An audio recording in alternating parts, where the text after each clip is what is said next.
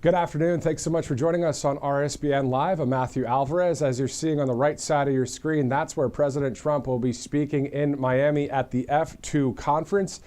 It's a speech directed to the Saudis we're hearing as well. So the Commander-in-Chief will address the F2 Institute. So F2, it stands for Future Investment Initiative. Now, according to the website, the Institute strives to become a catalyst for global cooperation. We work across the globe with decision makers and innovators to advance humanity. So that'll be where President Trump will speak in some time from now. We'll definitely have the entire speech live right here on Right Side Broadcasting Network. This on the heels of a lot of news going on, of course. First, let's talk about CPAC. Of course, Robert McNeely, Christina Loren, Ashley Brassfield, all RSBN hosts with our team in Washington, D.C., just outside of the Beltway, actually, in National Harbor, Maryland, to cover all of the interviews and all of the speeches and all of the happenings there at that conservative conference. That starts tomorrow through Saturday. We'll have full wall-to-wall coverage of all of those interviews and good insight for us as we continue to expand here at the network. Also, President Trump slated to speak at CPAC later in the week. Speaking of the president, after he's done with this speech tonight, on the way from Air Force One back up toward the Washington, D.C. area to Joint Base Andrews, he'll be signing a number of executive orders on Air Force One, that according to the president's schedule. So looking forward to seeing what executive orders are signed there by the president as we continue this historic speed and strength through this country right now, as we are just still one day shy of a full January 20th to February 20th month of President Trump's second administration. He's been going full steam ahead. We have a lot to get to. Before we do, let's go to Colonial Metals Group, a great sponsor of this live broadcast. All you have to do is go to freegoldguide.com as that urgent retirement warning is out there. People like, Warren Buffett dropping $133 billion, dumping it from the stock market, leaving Wall Street. All you have to do is go to that QR code, freegoldguide.com, to learn about tax-sheltered IRAs, 401ks, all backed in gold, silver, and it's tax-free. So a lot of great information from a free info kit that you can get. All you do is go to freegoldguide.com. Let's switch over to republicanred.com as well. If you use the RSBN promo code, you get a percentage off of those two wines, but also any wine that you see on that website. So if you get a chance, if you like vino, many do, so just go to republicanred.com, check it out, and pick which wine is great for you, maybe a few bottles.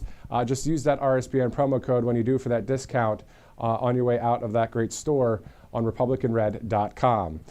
All right, so it is the top of the hour, 4:01 Eastern Time, as we get ready to go to Miami, Florida for President Trump's speech there at this conference. It's going to be great. It's a beautiful, beautiful conference. I mean, even the promo materials, the infographics, all gorgeous stuff. But at the end of the day, a leader of the free world speaking at this F2 conference, once again, which stands for Future Investment Initiative Conference in Miami. President Trump then from there again will go on Air Force One back up to Joint Base Andrews. He'll be signing a few executive orders on the plane, and then he'll be back into the White House tonight. Tomorrow, again, through the weekend, we'll have CPAC coverage. President Trump will speak there as well. Other news that we're following right now. I know a lot of you are waiting for the confirmation, the final vote for Kash Patel at the FBI director post. So what I'm seeing through hearing from a number of senators, including Markwayne Mullin just yesterday, our COO, Grace Aldana, sent us a message from him showing that it looks like Thursday, which is tomorrow, of course, will be the day that there is at least a final vote. Now, if the Democrats, push back against that, that might delay it until Friday. Who knows? But it's been a very big delay for such a powerful position. But, all the other positions, a total of, I believe it's now up to, this is after Kelly Loeffler getting confirmed today, I think we're up to 18 of the confirmation votes that have happened, final votes where people are in their cabinet positions. So it's great to see that. I want to get to that exact stat, and I want to go over some of the other numbers as well. So, 18 of President Trump's picks have been confirmed. There are 5 awaiting cabinet confirmations. Actually, now there are 4 because the number that just went down from Kelly Loeffler being picked today. So the U.S. ambassador to the UN, the designee there is Elisa Stefanik. Secretary of Education, Linda McMahon. Today you saw the Secretary of Labor, Lori Chavez-DeRemer. She was at a Senate hearing. And then U.S. Trade Representative Jameson Greer are also awaiting their confirmations, their final votes there. And outside of the cabinet, of course, it's Kash Patel to be confirmed at the FBI, which again, maybe tomorrow or the next day. So looking forward to seeing all of that. Also, we do know that a number of other items that we're following, in international news right now, the terrible regime in Brazil is going after former President Jair Bolsonaro. He's the Trump of the tropics. He is the MAGA to what the Brazilians are into there of freedom. The people there absolutely love Jair Bolsonaro. We know what happened with that election with now Lula in charge. Well, he's dealing with a whole lot of lawfare. And if we can show the split screen, if we have it, of the post from Jair Bolsonaro earlier today on Truth Social, because on X in Brazil, there's so much censorship going on. The world is attentive. Obviously, that's in Portuguese there. You just hold the phone there, and it pops up copy or translate. So the translation of this is this. The world is attentive to what is happening in Brazil. The trick of accusing leaders of the democratic opposition of plotting coups is not something new. Every authoritarian regime, in its eagerness for power, needs to manufacture internal enemies to justify persecutions, censorship, and arbitrary arrests. That's how it is in Venezuela, where Chavez and Maduro accused opponents of being coup plotters. It's like that in Nicaragua, Cuba, and Bolivia. It's like that in all over the world, according to Jair Bolsonaro. He also says, this is what's known. They manufacture vague accusations, say they are concerned about democracy or sovereignty, and persecute opponents, silence dissident voices, and concentrate power. The world is attentive, and we will continue to do our part so that everyone knows what is happening today in Brazil. Freedom will triumph once again. If you follow any geopolitics, if you follow any international news, this guy right here is the Donald Trump in Brazil to the people there. And he obviously is not the leader of that country any longer, but there is some serious lawfare going on right now. And, you know, it's interesting. Jair Bolsonaro used to be on X. Well, Brazil has really shut that down for the people. You can't speak against the government there. Well, Jair went over to Truth Social and posted that. He just created an account recently. I'm in touch with some people there here in the States that are in touch with people that are connected to Jair Bolsonaro, including Eduardo Bolsonaro, the son of Jair. So we may have Eduardo, I just received that text message just a few minutes ago, join us live to talk about all the lawfare that his dad is going through during this very difficult time in Brazil. That also matters when it comes to some other lawsuits that are happening from the Trump media group and even Rumble against the freedom of speech and the situation there against this judge that is shutting down so much censorship outside of these recent lawfare charges against Bolsonaro. So it's getting really messy, but at the end of the day, this is a very freedom versus tyranny situation happening. So if we do get Jair Bolsonaro's son on live with us during this hour, we'll have that interview as we await President Trump to speak in Miami.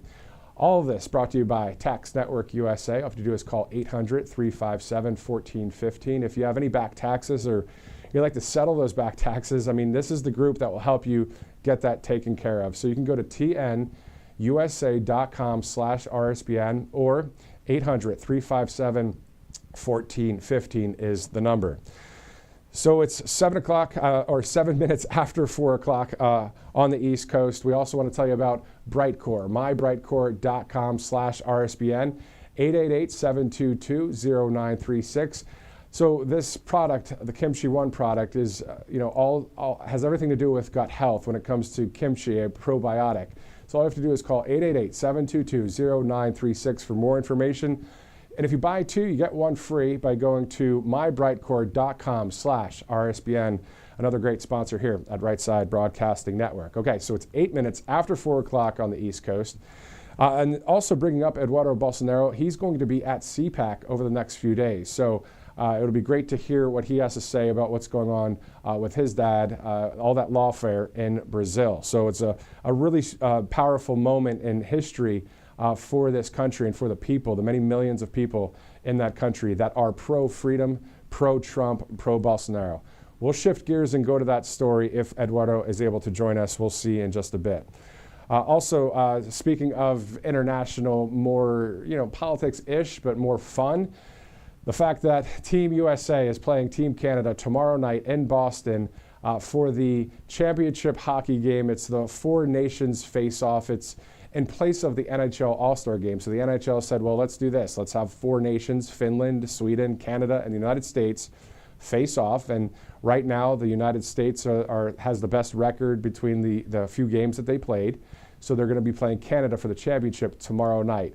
I heard that the general manager of Team USA Hockey in Colorado on another network actually invited President Trump to go to Boston to watch the game.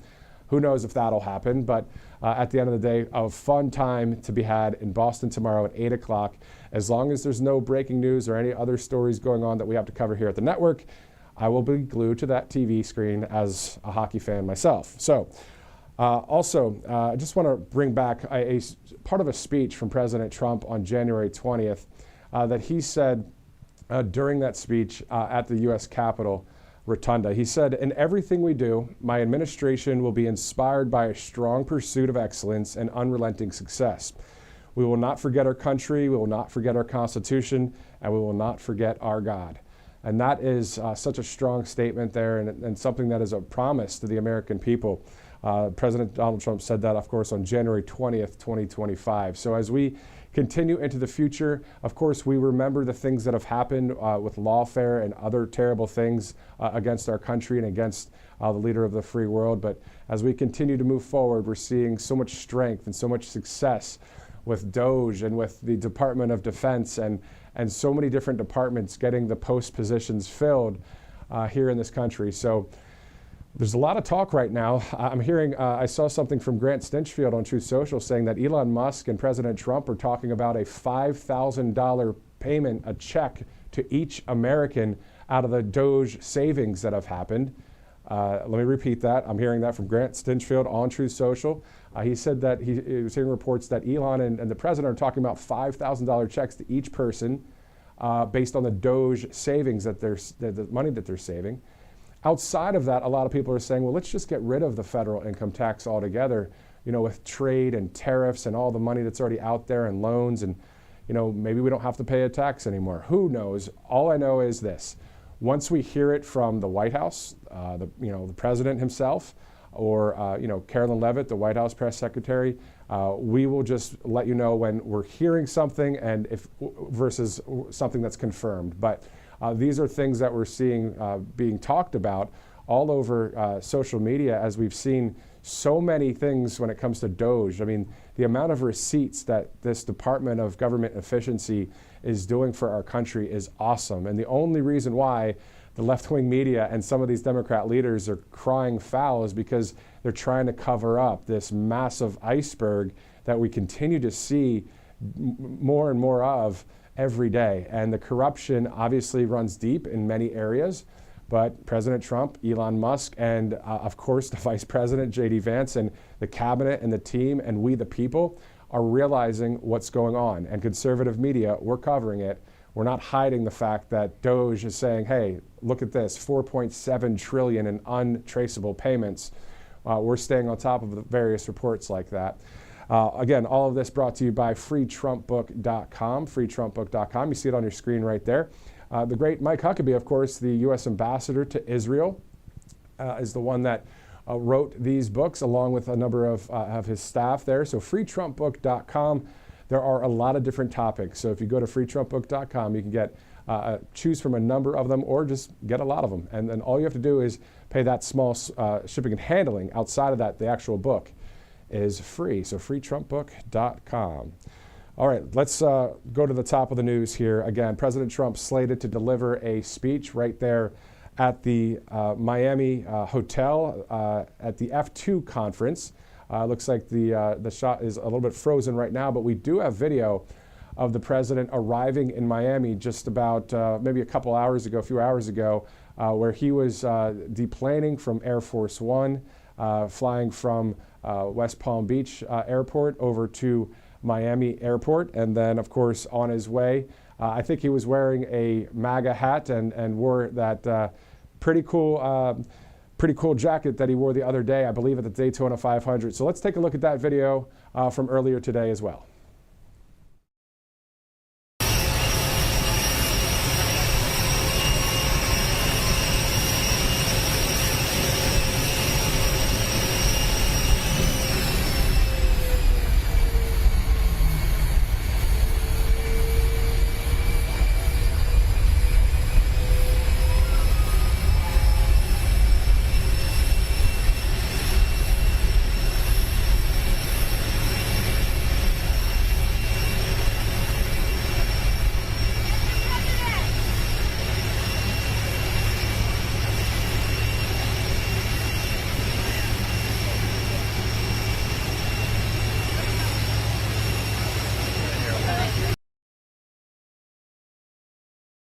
President Trump is in Miami on his way to this F2 conference to share a speech with this group there, this institute that I'm learning about. I've never heard of F2 until today, but it's a speech directed toward Saudi Arabia, I'm told. The commander-in-chief will address the Future Investment Initiative conference there in Miami. So the institute strives to become a catalyst for global cooperation.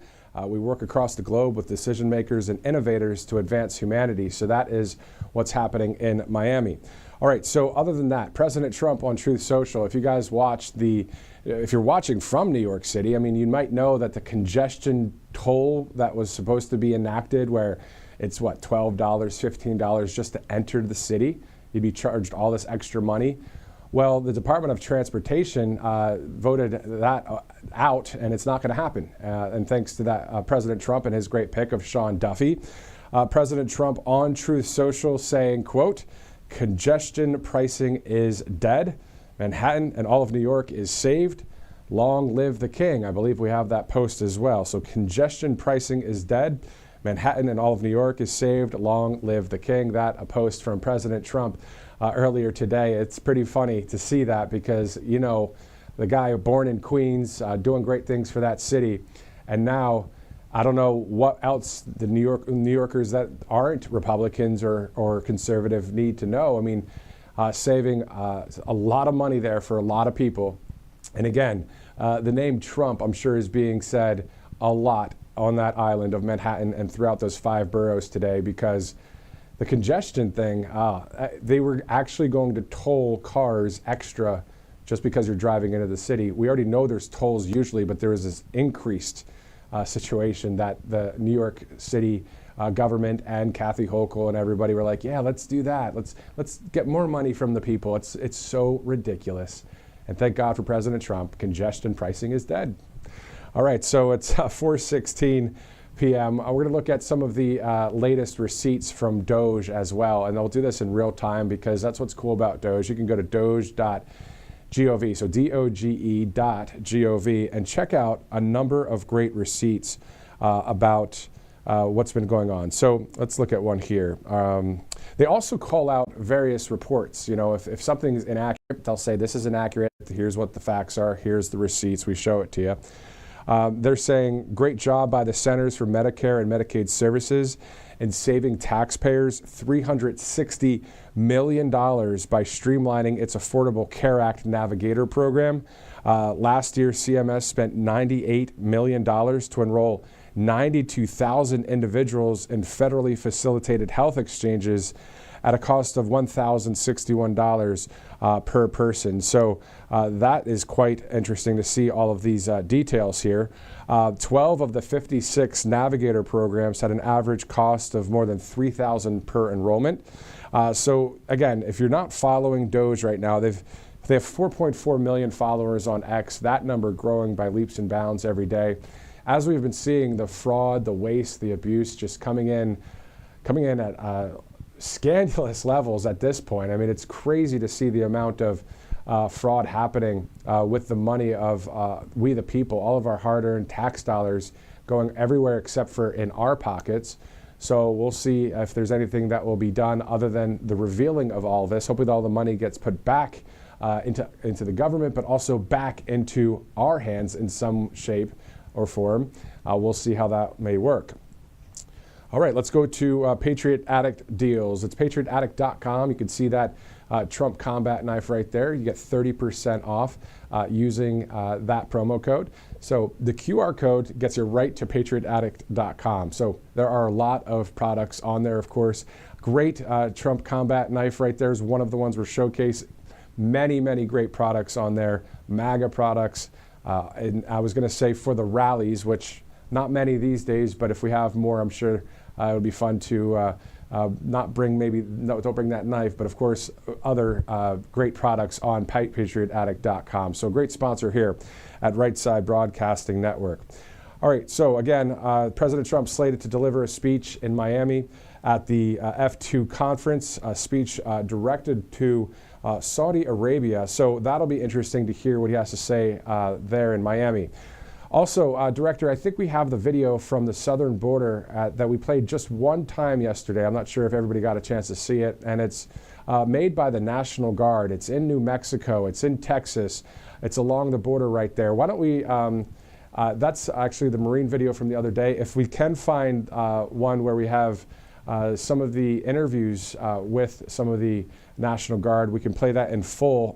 But in the meantime, still though, we see the amount of fencing going up and all of the wiring that is going up right now along the border wall, because at the end of the day, we know we need the southern border to be taken care of. That's what President Trump is taking care of when it comes to the national emergency along the southern border, having the Marines there, the Army, even the Texas State Border Patrol there, of course, the Customs and Border Protection agents and National Guard. So it's pretty awesome to see the cause and effect happening, the promises made, promises kept, that great signature that President Trump had in the first administration and now having in the second administration. So we'll go to that video once we get that up and running.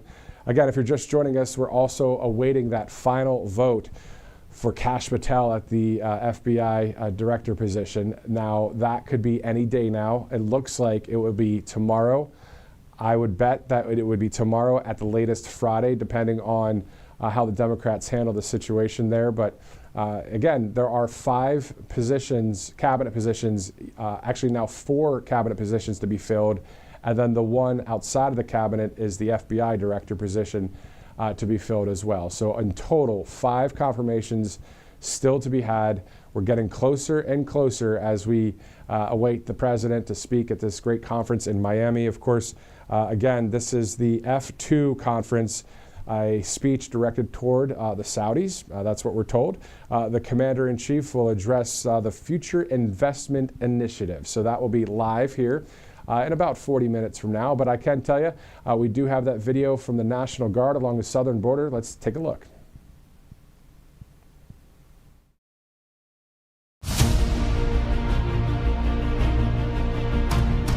We've been doing, we started operations here where we've been clearing out some of that debris and the cane that's growing over the ledge there on the bank. This makes it easier for Border Patrol to operate. First we came down with the dozer, kind of widened up this road area. Then we came over with the grader to kind of level things off. That allowed us to get our excavator down there to where it's on a level playing field and be able to scrape away that debris.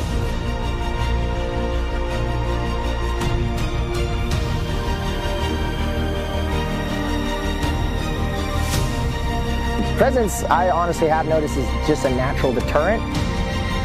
It's just being out here is kind of like, okay, show of force, being a presence, and it works. We're trained to do various things. You know, it's not only just combat. And then utilizing our group of engineers that's out here, like them to just appreciate, to say like, hey, our guys can do that too. Texas Guard is just the labor entity. It's just the force. It's the presence. As much as I'm a soldier first, you know, I'm a person too, right? And that matters.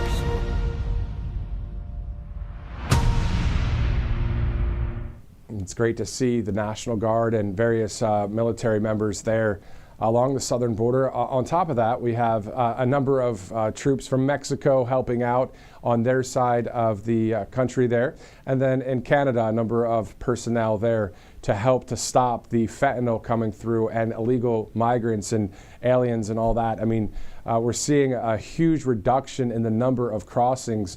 Just the other day, in a 24-hour time period, there were a total of 229 that were caught trying to cross the border.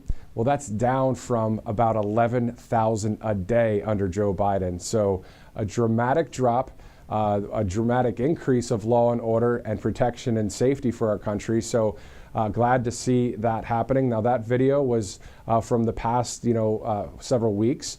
Taken there by someone with the National Guard. And of course, it's great to be able to show you exactly what's happening down there on the border. Also, on top of that, looking forward to seeing the video of any construction happening to complete the entire border wall as we monitor just all of the promises President Trump has made. And we see time and time again, he keeps the promises because we're seeing it in real time. We're seeing the executive orders. We're seeing the no men and women's sports. We're seeing the national emergency on the southern border. We see so many each day, including later today. He'll be on Air Force One signing more executive orders on his way back to Joint Base Andrews before he boards Marine One and heads back to the White House tonight. So it's been quite the past month of coverage here on Right Side Broadcasting Network. And, the other side of the aisle, or the left-wing media, they try and throw every kind of lie at President Trump and now Elon Musk and anybody doing something that Elon said in Hannity's interview that's over the target. He said, we must be over the target. That's why they're going wild, And the thing that's interesting is not every Democrat and liberal across the country is really going wild. It's maybe people that are super woke, radical, maybe some Democrat leaders, and then we know that the media is just ridiculous when it comes to the left wing. Mainstream media is basically, you go woke, you go broke. It's the same thing for the media. If you go woke, you go broke. People boycott, people leave, people don't watch, people don't click, people look at conservative media. It's just the facts. I mean, that's what's happening. And we're seeing the numbers increase on conservative media sides.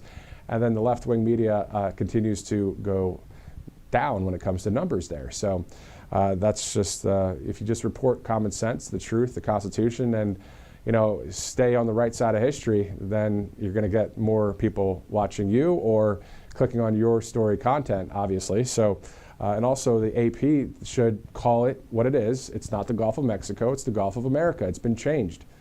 President Trump is the commander-in-chief, the leader of the free world. So there you go. All right, so let's go with one of those sponsors again. Producer, which one? Angel Paste. All right, cool. So angelpaste.com, all you have to do is use the RSBN promo code for Angel Paste discount. So they're from Spring, Texas, of course, a great sponsor here at Right Side Broadcasting Network. All you have to do is go to angelpaste.com. They hire military veterans. I hear a lot of great reviews from it. So angelpaste.com, the place to go to order that for you here on Right Side Broadcasting Network, as we're about the bottom of the hour, getting close to that, 4:26 Eastern Time. We may be hearing from Eduardo Bolsonaro, Jair Bolsonaro's son out of Brazil, as Jair Bolsonaro, the former president of Brazil, dealing with extreme lawfare right now. And, this is someone that stands for the people of the free world in Brazil and is a good friend of President Trump. Eduardo Bolsonaro is actually going to be at CPAC, and I was reaching out to someone that I've interviewed here on the show before, Ricardo Martins, who's originally from Brazil but is now in the States. And if you look on Truth Social, Jair Bolsonaro is now posting on Truth Social in Portuguese. You could translate it to English and read what it says, because he can't post what he wants to say on X because the censorship regime is at full force in Brazil right now. That's a lot of people there. That's the message from Jair Bolsonaro from earlier today. We're talking within the past 3 hours. And that English translation, as we await President Trump a little bit later, reads as follows. The world is attentive to what is happening in Brazil. The trick of accusing leaders of the Democratic opposition of plotting coups is not something new. Every authoritarian regime, in its eagerness for power, needs to manufacture internal enemies to justify persecutions, censorship, and arbitrary arrests. That's how it's done in Venezuela, where Chavez and Maduro accused opponents of being coup plotters. It's like that in Nicaragua, Cuba, and Bolivia. It's like that, according to Bolsonaro, all over the world. This is what's known. They manufacture vague accusations, say they're concerned about democracy or sovereignty, and persecute opponents, silence dissident voices, and concentrate power. The world is attentive, and we will continue to do our part so that everyone knows what is happening today in Brazil. Freedom will triumph once again. This is a major international story that's happening right now. Eduardo Bolsonaro, again, that's the Jair Bolsonaro, the former president of Brazil. Eduardo will be in D.C. for CPAC as well, as we talk about various censorship regimes that are happening. We're seeing that, of course, in Brazil right now and other places across the earth. But this is meaningful because, we have right now our freedom of speech. We're able to say, well, if someone says on the left wing that they don't like President Trump or they think he looks like this person or that, you're allowed to actually say that. Now, if it's a violent threat, of course not. That's illegal. But the point is, you're still allowed to say, I don't like President Trump because X. And to be honest with you, I don't know who would say that, because at the end of the day, what is he doing wrong? He's doing great things for our country. But at least we have the freedom to do that in this country. In Brazil, you're not even allowed to say something like that against the leader. A lot of the X accounts are shut down. So it's a wild time there. And having met many people from that great nation, I'm really into the whole free world versus the tyrannical situation. And I always like to stand, of course, and have an opportunity to share more about freedom and what can help advance the cause of freedom across the earth. So, so we'll see if we get that interview. So it's 4:30, bottom of the hour. Again, CPAC coverage starts tomorrow. We'll have Robert McNeely, Christina Loren, Ashley Brassfield. They're live interviewing some great patriots, some great conservatives as we await President Trump to speak tonight in Miami. He'll also speak in National Harbor, Maryland at CPAC. So at least 2 speeches from the president this week. Of course, yesterday he was at Mar-a-Lago for a press conference. It was great to hear him talk about a number of either executive orders or also, how about that 4-minute time frame where he read a bunch of Doge receipts right there to the face of the media? It's like, what are you going to say against that? So it was quite great to hear that from the president. So a number of other stories that we're following here. Of course, the latest on the confirmation process of cabinet members. 18 of President Trump's picks have been confirmed. There are 4 people awaiting cabinet confirmations. Those 4 are Elise Stefanik for the ambassador to the UN, the U.S. ambassador to the UN, Linda McMahon, the Secretary of Education, and Lori Chavez-DeRemer, the Secretary of Labor. She had a confirmation hearing today. So we're waiting on those 3, plus Jamieson Greer for the U.S. Trade Representative, to receive their confirmation final votes. Outside of the cabinet, of course, again, we're seeing a lot of chatter on Truth Social in a good way for Kash Patel, as people are saying we're looking forward to him having that FBI director position and that final vote, which I believe will be tomorrow at the latest Friday. Senator Markwayne Mullins from Oklahoma said that Thursday morning most likely would be the final vote, depending on what the Democrats do with that. So we'll see how that all unfolds. We'll have that all here on RSBN Live. Also, let's go to mypillow.com. Mypillow.com. You can see Mike Lindell there as a great patriot with some great products, great combination. So use the promo code RSBN for more information on mypillow.com when it comes to more than 2,000 great products on there. Everything from My Coffee to My Pillow, the slippers, the slides, the Giza sheets, the towels, the flannel sheets, the My Cross. I mean, so many great items on mypillow.com/RSBN. Again, up to 80% off using the RSBN promo code. So quite the discount there with My Pillow. All right, looking at the clock here, 4:32, getting ready to head to Miami to see President Trump speak at this F2 conference.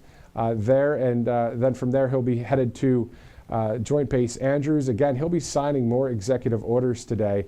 Quite awesome to see that. That'll be the second time we've seen the president on Air Force One signing EOs, and last time it happened was pretty awesome. It was when he was signing to make Gulf of America, Gulf of Mexico to the Gulf of America. So it was quite great to see that live here on Right Side Broadcasting Network. And of course, just a few days later, Ashley Brassfield, the RSBN host, live from the Gulf of America, just the other day, speaking with a number of people there about the greatness of just having the name Gulf of America, but also so many great things come out of even a name change when it comes to regional areas. So looking forward to visiting the Gulf of America. I'm sure a number of you are as well that live maybe in the southeast of the United States or maybe travel from the northeast. But those of you out there in sunny California and of course even New Jersey or on the Atlantic down in Daytona Beach, wherever you go to the beach, I mean, beautiful beaches in America, but definitely the Gulf of America,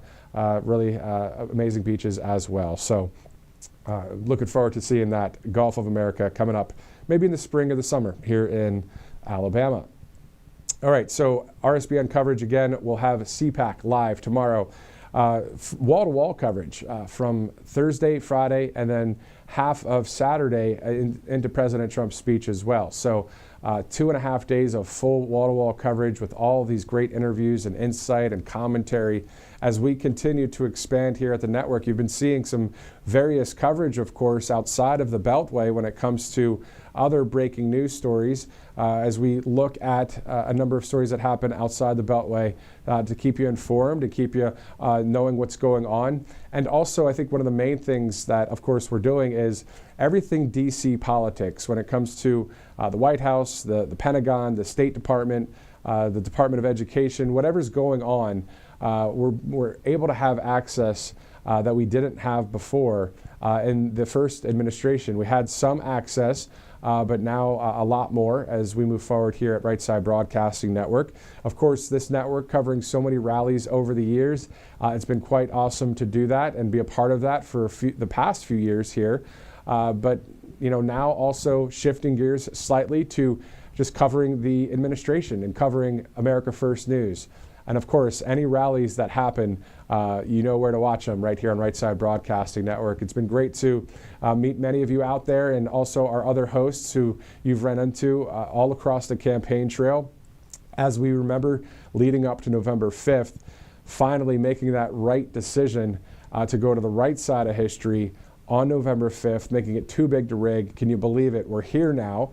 All of those speeches, all of those events, all of those remarks, all of those moments in time, and now we're actually here and we see what the leader of the free world is doing day in and day out for this country, including going to various speeches like this one here, various conferences to deliver a speech like this in Miami. So as soon as President Trump takes the stage there, obviously we'll go there live from start to finish.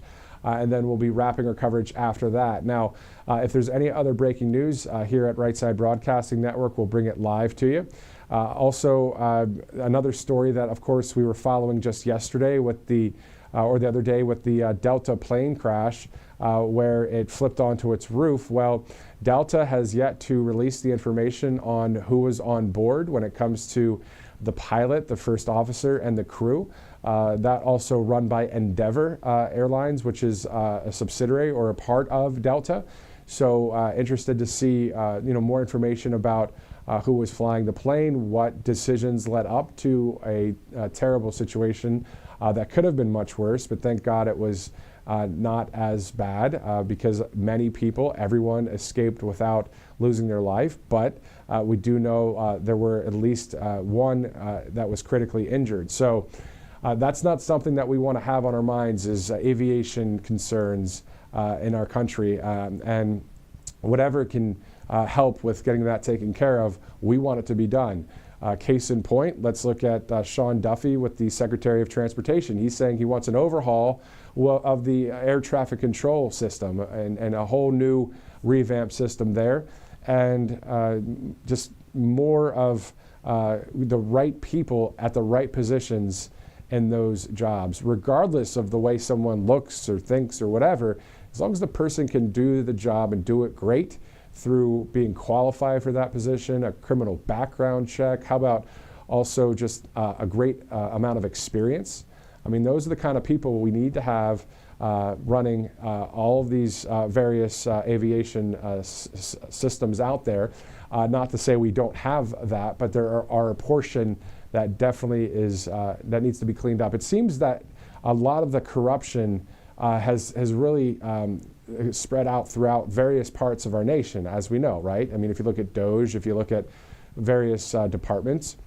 So I think part of what's happening here is making America great again. It kind of looks ugly sometimes, let's be honest, because it looks ugly in one part of the fact that we have to take ourselves out of this terrible hole that we were thrown into from the last administration. So as we clean up and dust our clothes off and stand up on our feet again as a strong nation, it's taking a lot of changes. And these are great changes. These are great promises that President Trump made, and we're seeing them kept here on Right Side Broadcasting Network. It's 4:39 Eastern, Wednesday, February 19th.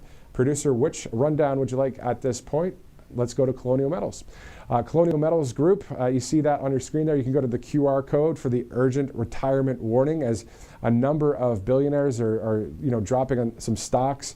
$133 billion dropped by Warren Buffett and others. So at the end of the day, what do you do when it comes to, as we wait to see Maganomics come into play, still having gold and silver as a backup plan, a great thing for Colonial Metals Group. So all you have to do is go to freegoldguide.com/RSBN. You'll learn more about tax-sheltered IRAs, a 401k, and also all of it tax-free. So get a free info kit. All you have to do is go to freegoldguide.com/RSBN. Let's go to republicanred.com as well. republicanred.com, you see that promo code on your screen. The sparkling wine is to your right, and then the one to the left of that is the 45-47 red blend. So wine for the right side, a number of great choices of vino right there on republicanred.com. So go to that promo code and use it, RSBN, you'll get that discount. Get a couple bottles if you'd like. Go to republicanred.com, a great sponsor here at Right Side Broadcasting Network. Let's check out some various news articles that are happening out there, or news stories that are happening right now. We're seeing some terrible news out of Israel when it comes to Gaza. Some of the hostages that are being released. I believe there were 6 that are being released, but then it said also 4 bodies of hostages, and I believe that they were younger people that they're releasing. So that is an awful situation there. President Trump, of course, working with the Prime Minister of Israel to have the peaceful release of these hostages. And we hear what the president says every time the left-wing media tries to bring something up, whether it's about Ukraine, Russia, or about Israel, Hamas, is if I was president, none of this would have happened. But he's also working on getting peace done there in the Middle East, also with the Ukraine-Russian situation. We saw some posts about the Ukrainian president earlier as well from President Trump. So there are so many stories going on, as you guys know, out there. There's a lot to follow, but here's the thing. When it comes down to following which news source you trust, at the end of the day, right here at Right Side Broadcasting Network, if we're looking at President Trump's Truth Social, those are factual posts because they're coming from the president. We see what he says. We read them to you. We share that with you. That's a fact that it's from the president. We share that with you.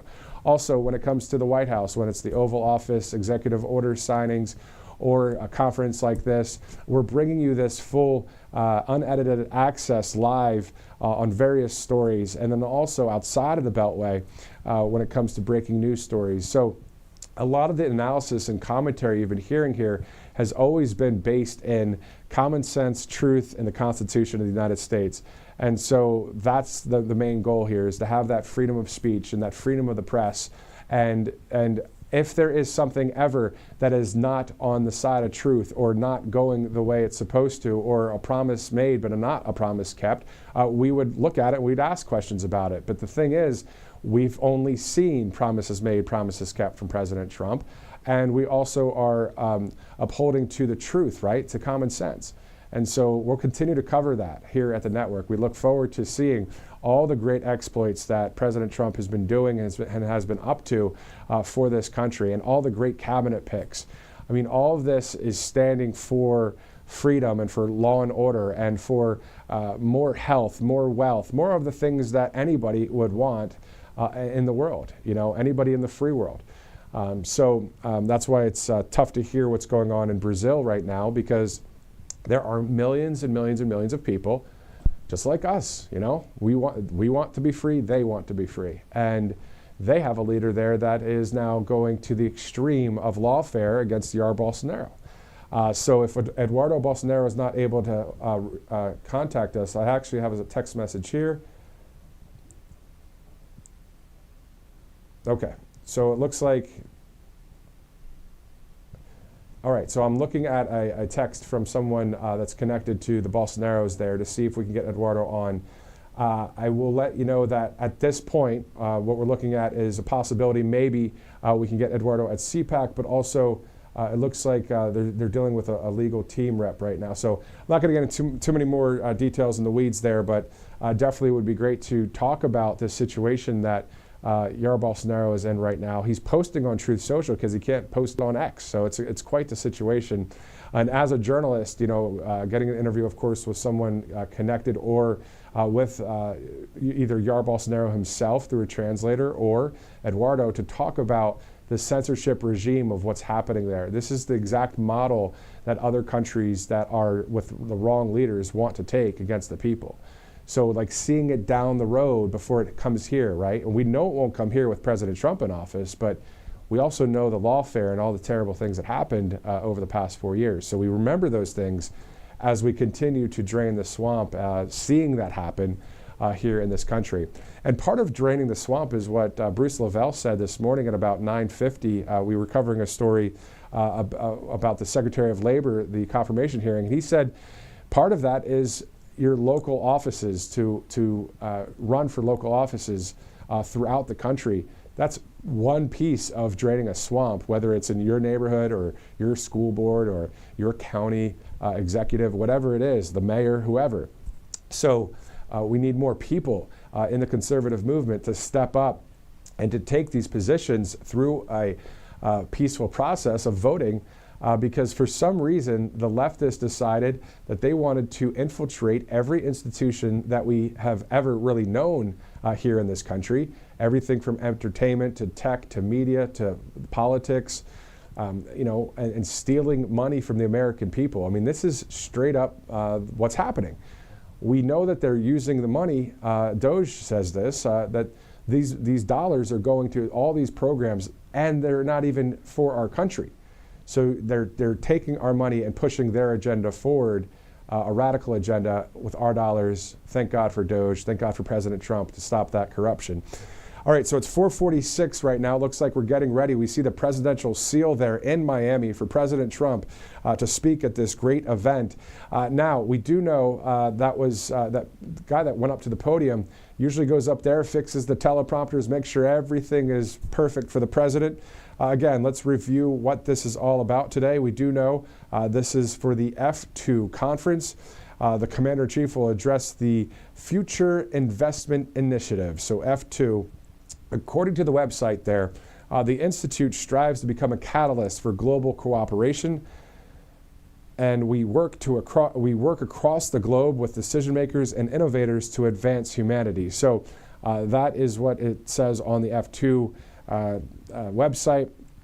You see there, of course, the beautiful American flag to your left on the screen, the presidential seal flag on the right, and everyone getting ready to see the 47th president of the United States, Donald J. Trump, to take that podium there. Looking forward to hearing the speech. Also, looking forward to more coverage this week, whether it's CPAC. It would be great if you tune in and live stream that from National Harbor, Maryland, as we'll have our crews there, of course, tomorrow, Friday, and Saturday. President Trump expected to speak there as well. I believe Vice President J.D. Vance will be at CPAC tomorrow. So a lot to follow there. Also, other stories we'll be following, of course, anything with Kash Patel becoming the FBI director We're all looking forward to that, especially those of you that voted for the president. And on the right side of history, the majority of the country, we the people, of course, looking forward to seeing that position filled. And any other news that breaks here at the network, we'll cover it for you, whether it's right here live on the channel or if it's on X or Truth Social. You can always follow us at all of our social platforms. We really are keeping our eyes on what's happening out there, and then also in real time bringing you live coverage. Of course, the network, Right Side Broadcasting Network, we are always covering live events. It's a live event king, if that's one way to call it, because of the amount of rallies, the amount of speeches, the amount of congressional hearings or confirmation hearings, Senate votes. I mean, so much going on, especially with this president. So it's great to see that as we get ready to see the president there. We do want to thank a number of sponsors that are providing us this live coverage. Tax Network USA. All you have to do is go to 800-357-1415, give them a call, or tnusa.com/RSBN. If you're looking to settle some back taxes, all you have to do is give them a call, 800-357-1415. They'll help you along that process. Always good to have financial peace of mind with some great patriots. Tax Network USA. 4:49 Eastern. We'll be going to Miami there soon as President Trump started his week out at the Winter White House, Mar-a-Lago, of course, and for President's Day was there, and then yesterday holding a press conference after announcing 3 new executive orders. So then from there, the president flew to Miami today. We could possibly take a look at that video in another split screen. We don't have to go to that full at this point, just showing the president from earlier today arriving. But then going to this conference tonight, and then he'll be on his way from Miami all the way up to Joint Base Andrews in Maryland to head back to the White House to continue on midweek here, as it is Wednesday, of course. So we'll see what kind of coverage we'll have tomorrow with either the president or Kash Patel's confirmation. So I'm just picturing our country just getting stronger and stronger and stronger as we move forward collectively through peace and through strength and through freedom and greatness. And it's a very patriotic time for our nation, and we're going to keep that going. Especially getting ready. I know that July 4th is going to be great. It's going to be our 249th birthday coming up this July, and then the 250th coming up in 2026. Of course, that will be at the Iowa State Fairgrounds. So quite the coverage to be had. I know we're quite a long way from that, but still looking forward to it here at Right Side Broadcasting Network. So again, the website for F2 says the Institute strives to become a catalyst for a global cooperation. We work across the globe with decision makers and innovators to advance humanity. So that is the conference that the president will be speaking at in just a few minutes. Looking at about 9 minutes from now, he's slated to speak at 5 o'clock Eastern. And looking forward to it. We'll see what he has to say. We're hearing that he's going to be having a speech directed at Saudi Arabia, as well as there have been a lot of various meetings with the Secretary of State as well. So we'll get into some more of that a bit later with all the global geopolitics that are happening out there. But we do know, again, a lot going on in Brazil. We'll cover that as we get more information right here on Right Side Broadcasting Network. So thanks for joining us. The other story that, if you're just joining us right now, the congestion pricing is dead, President Trump says. Manhattan and all of New York is saved. Long live the king. That's what President Trump posted on Truth Social, talking about that ridiculous New York City extra congestion cost for just driving into the city. I mean, you're talking all sorts of people driving in and out of that city, working, living in New Jersey or Connecticut or, all around the region, and just going from borough to borough, just this terrible congestion pricing.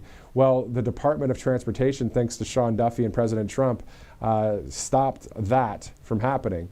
So great to see that, and I'm sure the people of New York have to thank President Trump today. So they might, some of the liberals there might say, well, I don't like him, but I'm glad he did this.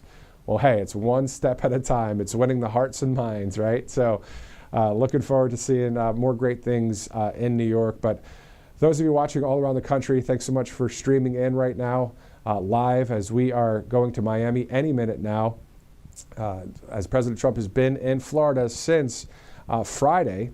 Today, of course, Wednesday, February 19th, holding that press conference yesterday. So if you've missed like any of our coverage, a lot of live coverage over the past several weeks, they're all posted on Rumble, on YouTube, and even on X and Truth Social. Various clips that we have posted are there for you. So if you're looking to get an education on the past month of President Trump's second administration, you can get that very thoroughly here at Right Side Broadcasting Network, because we've been with you every step of the way, bringing you Oval Office live pictures from executive orders, whether it's recorded or live. We still get it to you as fast as possible, and various breaking news stories as well.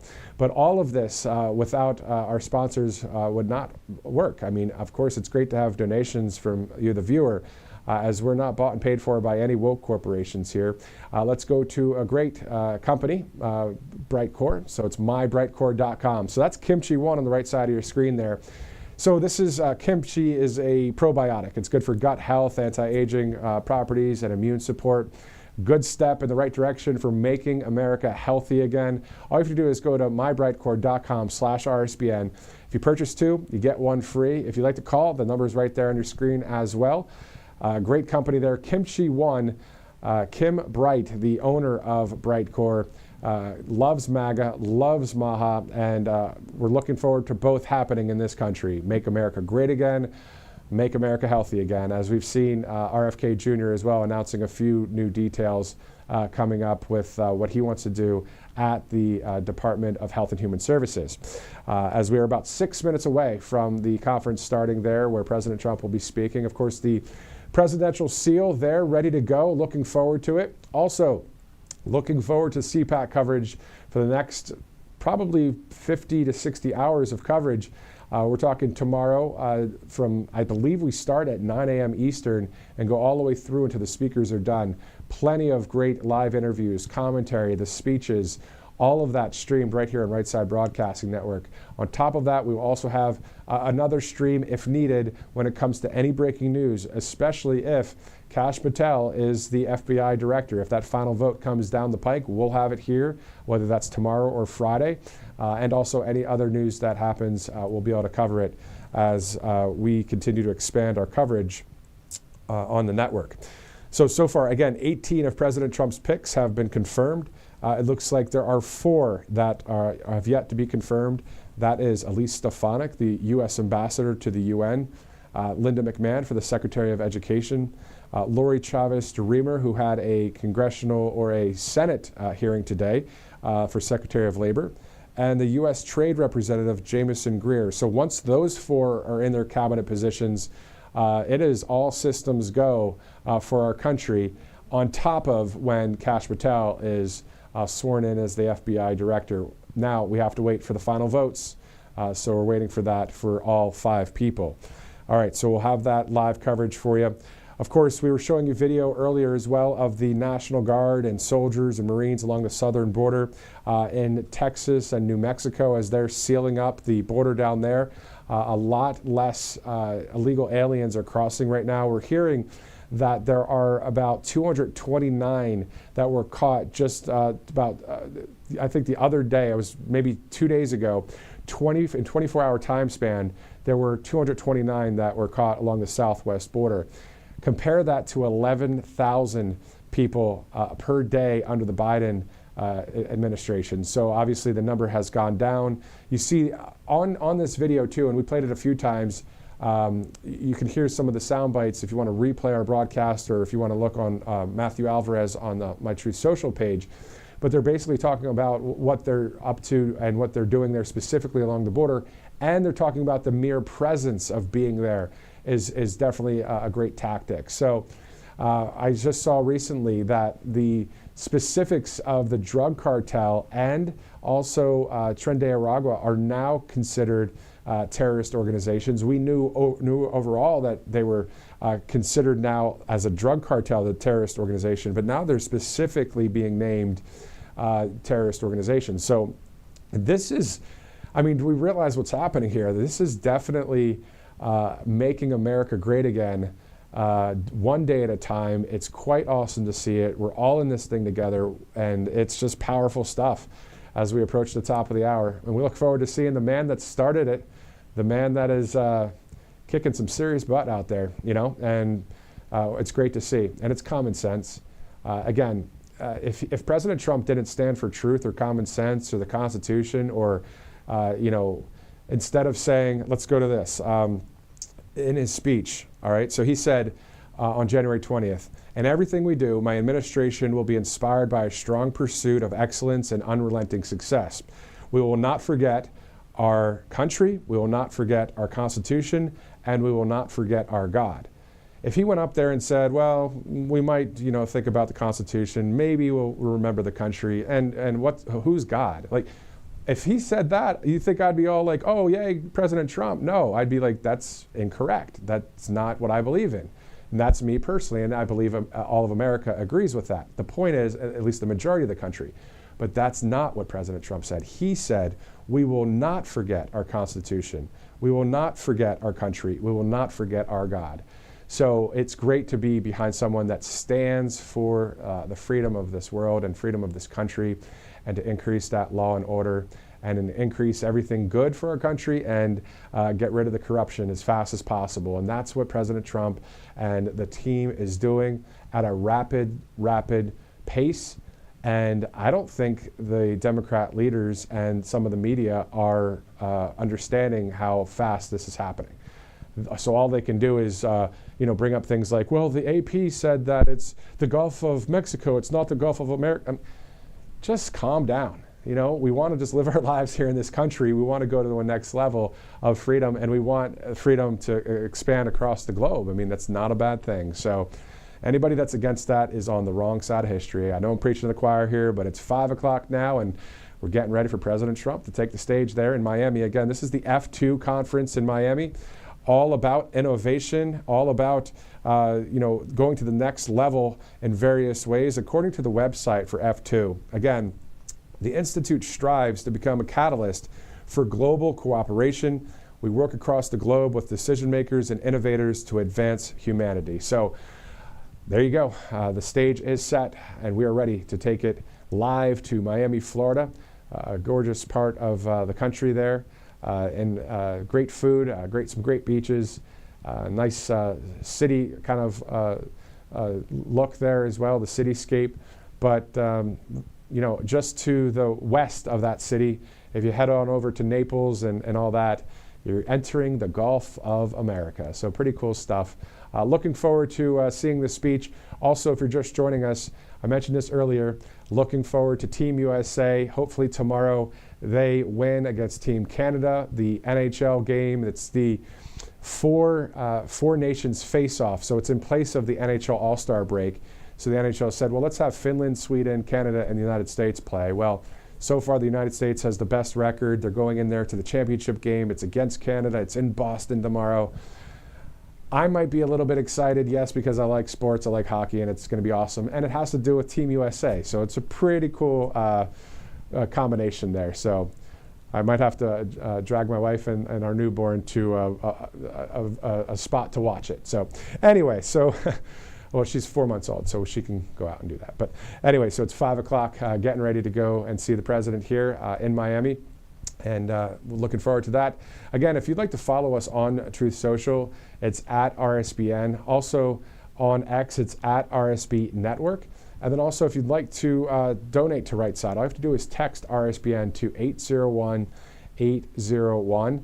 And if you'd like to have a newsletter, as you see right there, it's rsbnetwork.com/newsletter. So rsbnetwork.com/newsletter for exclusive offers, America First updates, and the like. So again, this is a time to share the Rumble link, share our Truth Social, our X, our YouTube pages.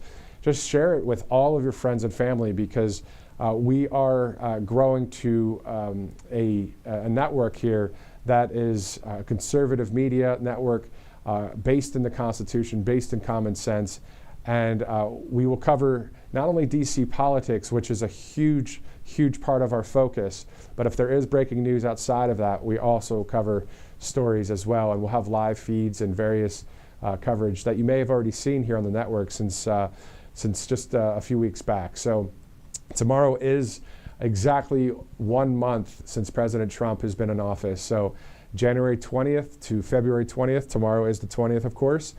And what a way to celebrate by just saying a win for Team USA. If they don't win, no biggie. We're still a great country, of course, and we kick butt in all the other ways. But looking forward to that game and looking forward to more of the same from President Trump. I mean, think about it. A lot of times, it's the first 100 days that people kind of sit back and look at what the president has done. Well, how about the first day? How about the second day? How about day 3, day 4? And we're only on day almost, 29 now? So much is done in these few weeks compared to, I don't think any president has ever done what President Trump just did. He's leaving a legacy already, and he's not even done. He's got a lot more time left, and we the people are cheering him on to get great things done for our nation. And it'd be great to just cover positive stories all the time, but I know that's not a world that we live in, but it's still great to see an increase of law and order and safety for our country and our freedoms restored, and so many executive orders signed by the president that are all based in those promises he made to the American people. So we'll be seeing that again later today. If you're just joining us, President Trump, once he's done with this speech in Miami, will head to Joint Base Andrews in Maryland. On Air Force One, he'll sign more executive orders there on the plane, and then he'll arrive at the White House later tonight to get back to it there at the White House. But that's the thing. Even at Mar-a-Lago, the Winter White House, yesterday, holding a press conference and signing executive orders. So obviously the president can work anywhere, whether it's Florida or on the plane or in D.C. or wherever he is, taking care of business. So it's great to see that. And it'll be great to see, again, that CPAC coverage tomorrow. So if you're just joining us, CPAC, of course, starting tomorrow. We have our crew there, RSBN host Robert McNeely and Ashley Brassfield, Christina Loren, all there for the next 3 days. So a lot of great interviews and great commentary and analysis about to be had there at CPAC, at National Harbor, Maryland, and then President Trump will be speaking there as well. So at least we know from now until Saturday, 2 speeches from President Trump, both live right here on Right Side Broadcasting Network. Again, if you'd like to follow on Truth, it's at RSBN. On X, it's at RSB Network. Let's take a look at some of the latest headlines that are happening out there, literally in real time right now. Let's see. We're seeing on Leading Report, key health figures in the Trump administration could suspend COVID mRNA vaccines for all age groups in America. Now, this claims the Daily Mail. That may be true, that may not be true, but that's one thing I'm seeing here. There's also other stories that we're following on X here when it comes to breaking news stories. It looks like Tom Homan has stated that the individual responsible for disclosing sensitive details of a significant ICE operation in Aurora, Colorado has been identified. That, according to Leading Report as well. So Tom Homan, the border czar, continuing to do great things for our country, not only on the southern border, but just throughout this country, saying to RSBN's Christina Loren on the night of the inauguration at a inaugural ball that the ICE, ICE officers are getting uncuffed to be able to go do their jobs. And so great to see that throughout our country as we clean up the nation. Boy, does it need cleaned up, huh? We see some great things happening in some other countries like, Hungary with Viktor Orban, or in Poland or in other places, but we want strong borders here. We want safety here. We want our freedoms. We want more money.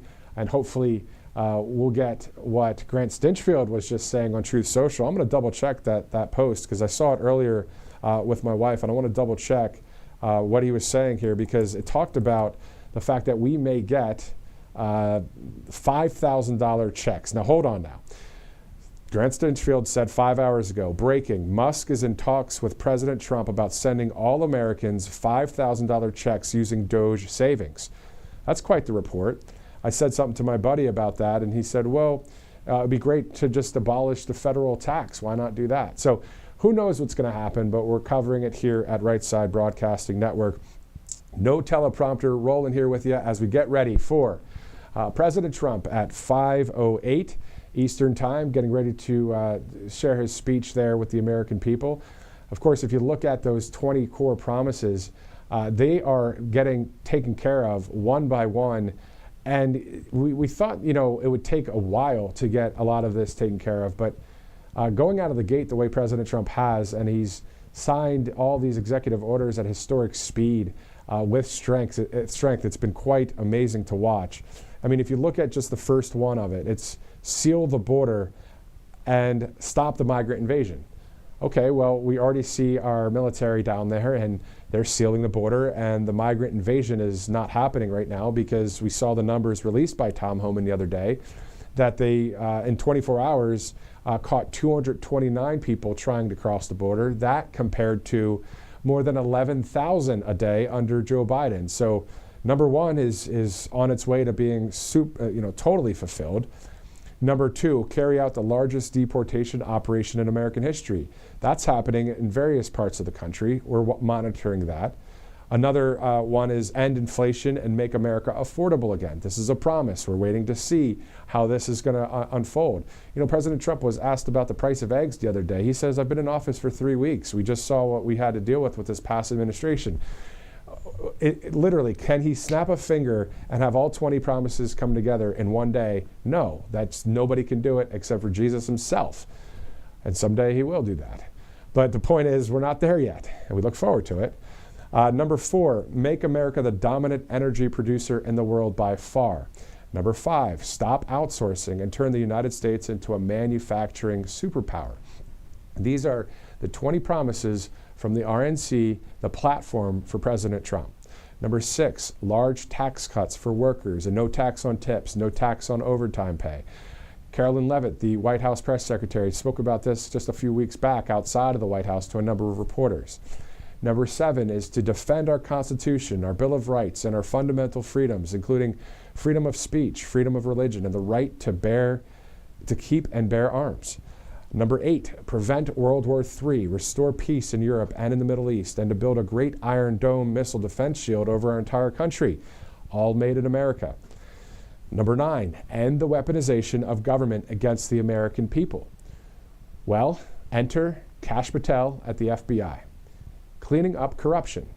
If Elon Musk at Doge is doing what he's doing with the 100 people that are with him, appointed by President Trump to do this, and we see the tip of the iceberg of all of this money and all this corruption, this fraud, waste, and abuse that the president's talking about, if we see that iceberg getting uncovered, how many more icebergs are there when it comes to corruption in each of the departments around the country?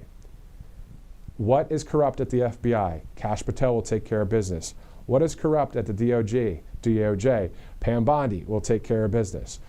And each cabinet position will be taking care of that business. This, as the captain himself, Donald Trump, leads us to this great, great golden era.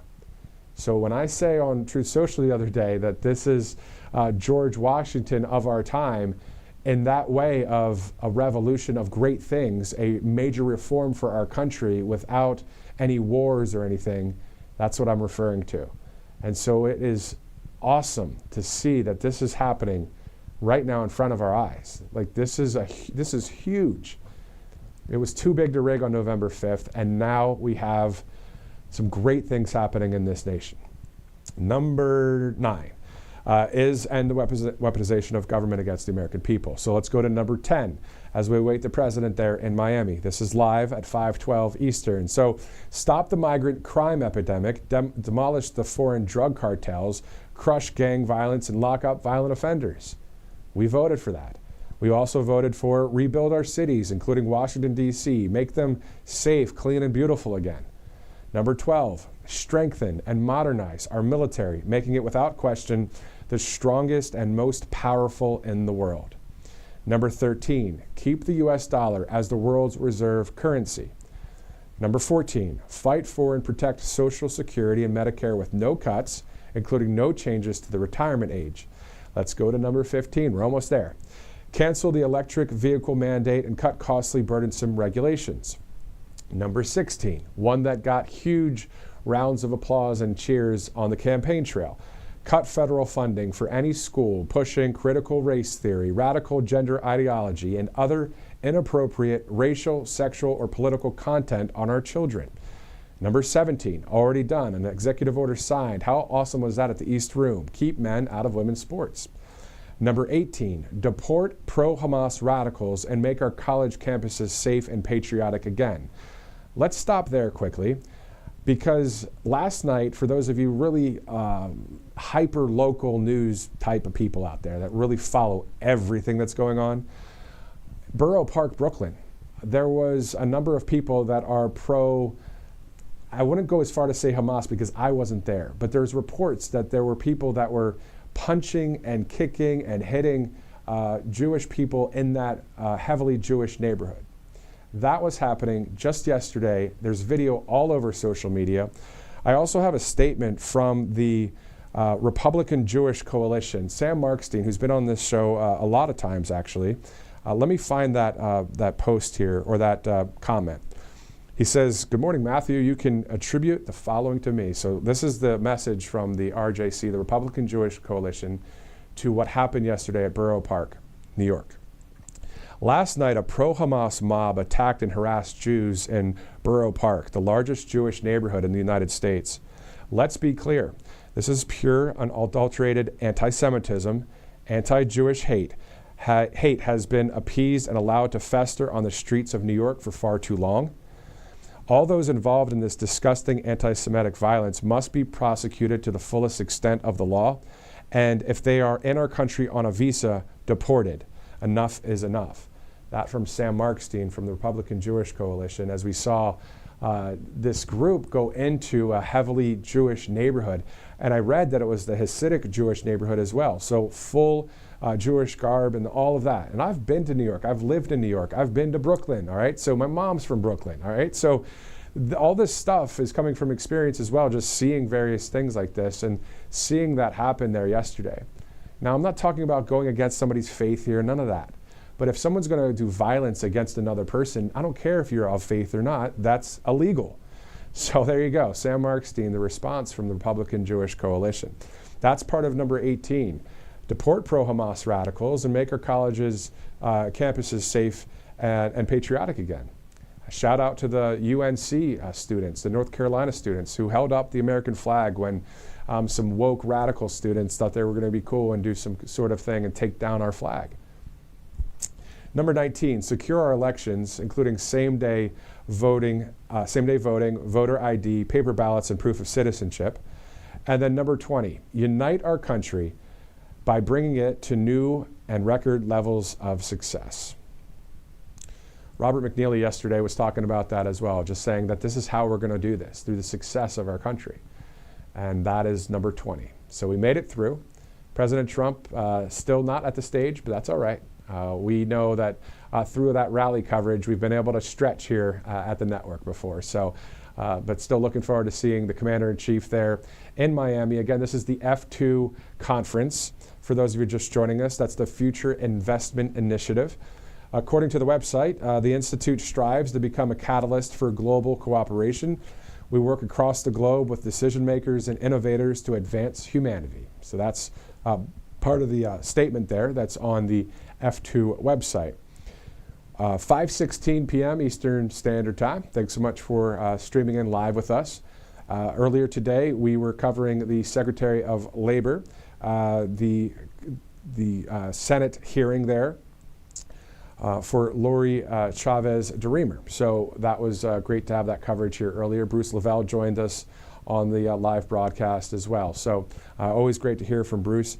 Again, so Elise Stefanik, Linda McMahon, Lori Chavez-DeRemer, and Jamison Greer are the 4 people yet to be confirmed for that final vote. Outside of the cabinet, the FBI director post for Kash Patel, of course, yet to be voted on for the final vote.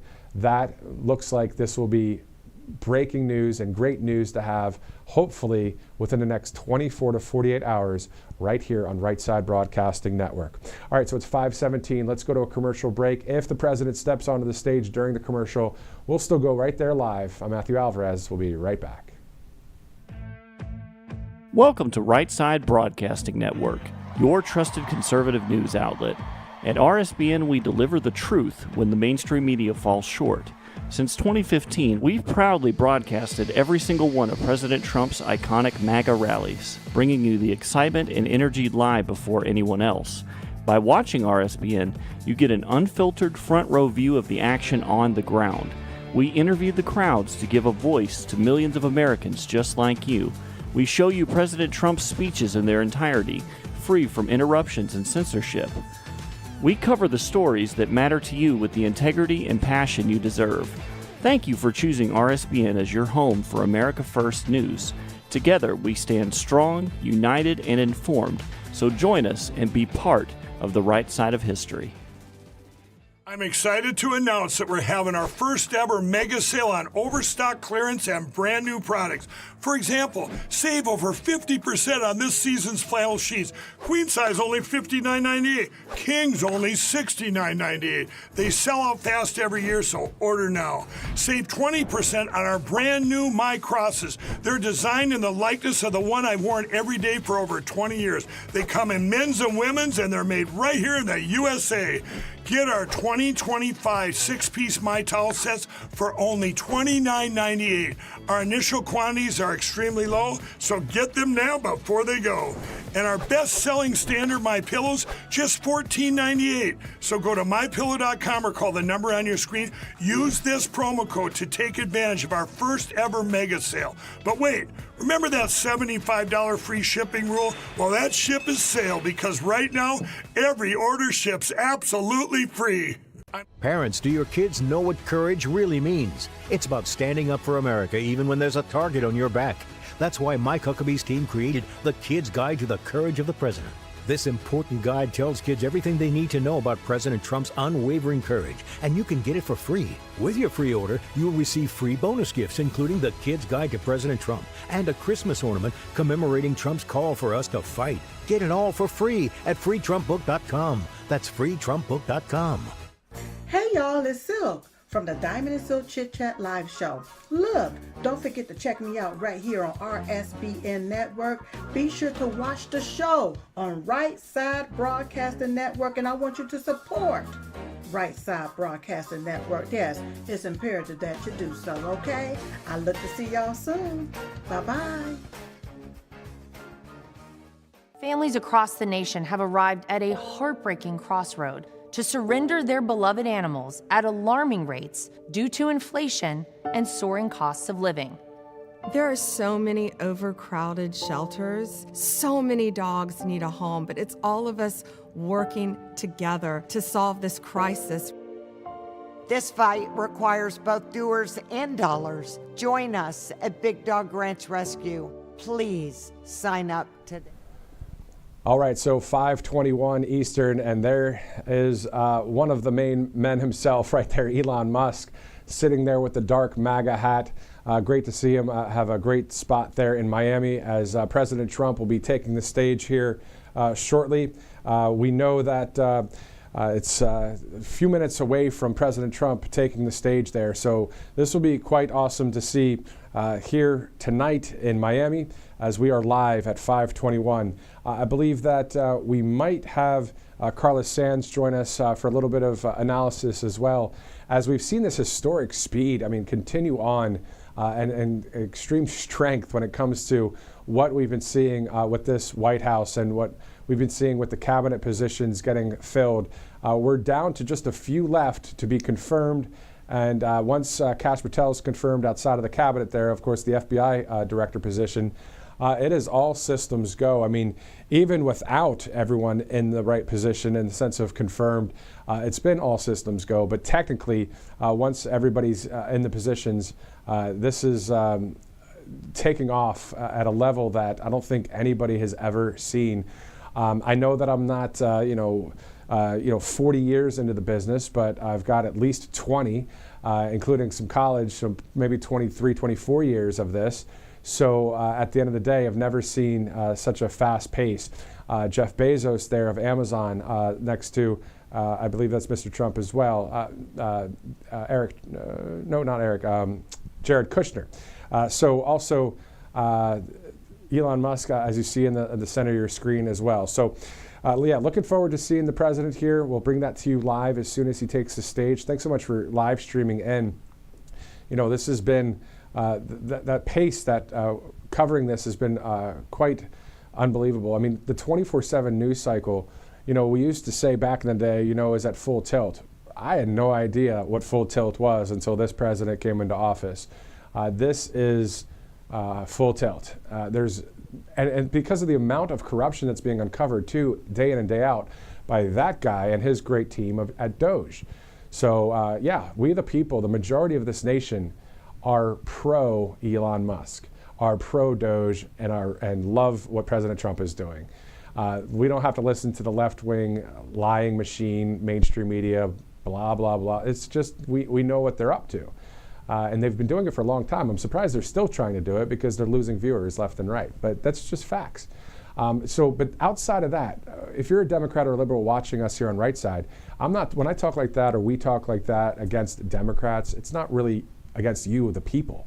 The Democrat leaders that are trying to control us, or the mainstream media who are lying to us, I will say things that I just said about those kind of people, because they are trying to come against us and try and take away our freedoms, trying to take away the truth of what's really happening. And,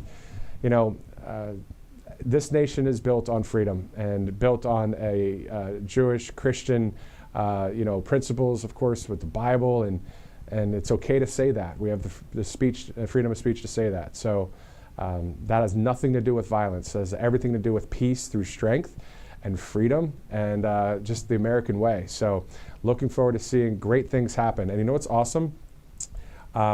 It's awesome that all walks of life are on Team Trump. This isn't just one people group. This is everybody. I remember going to the Bronx in New York for President Trump's coverage.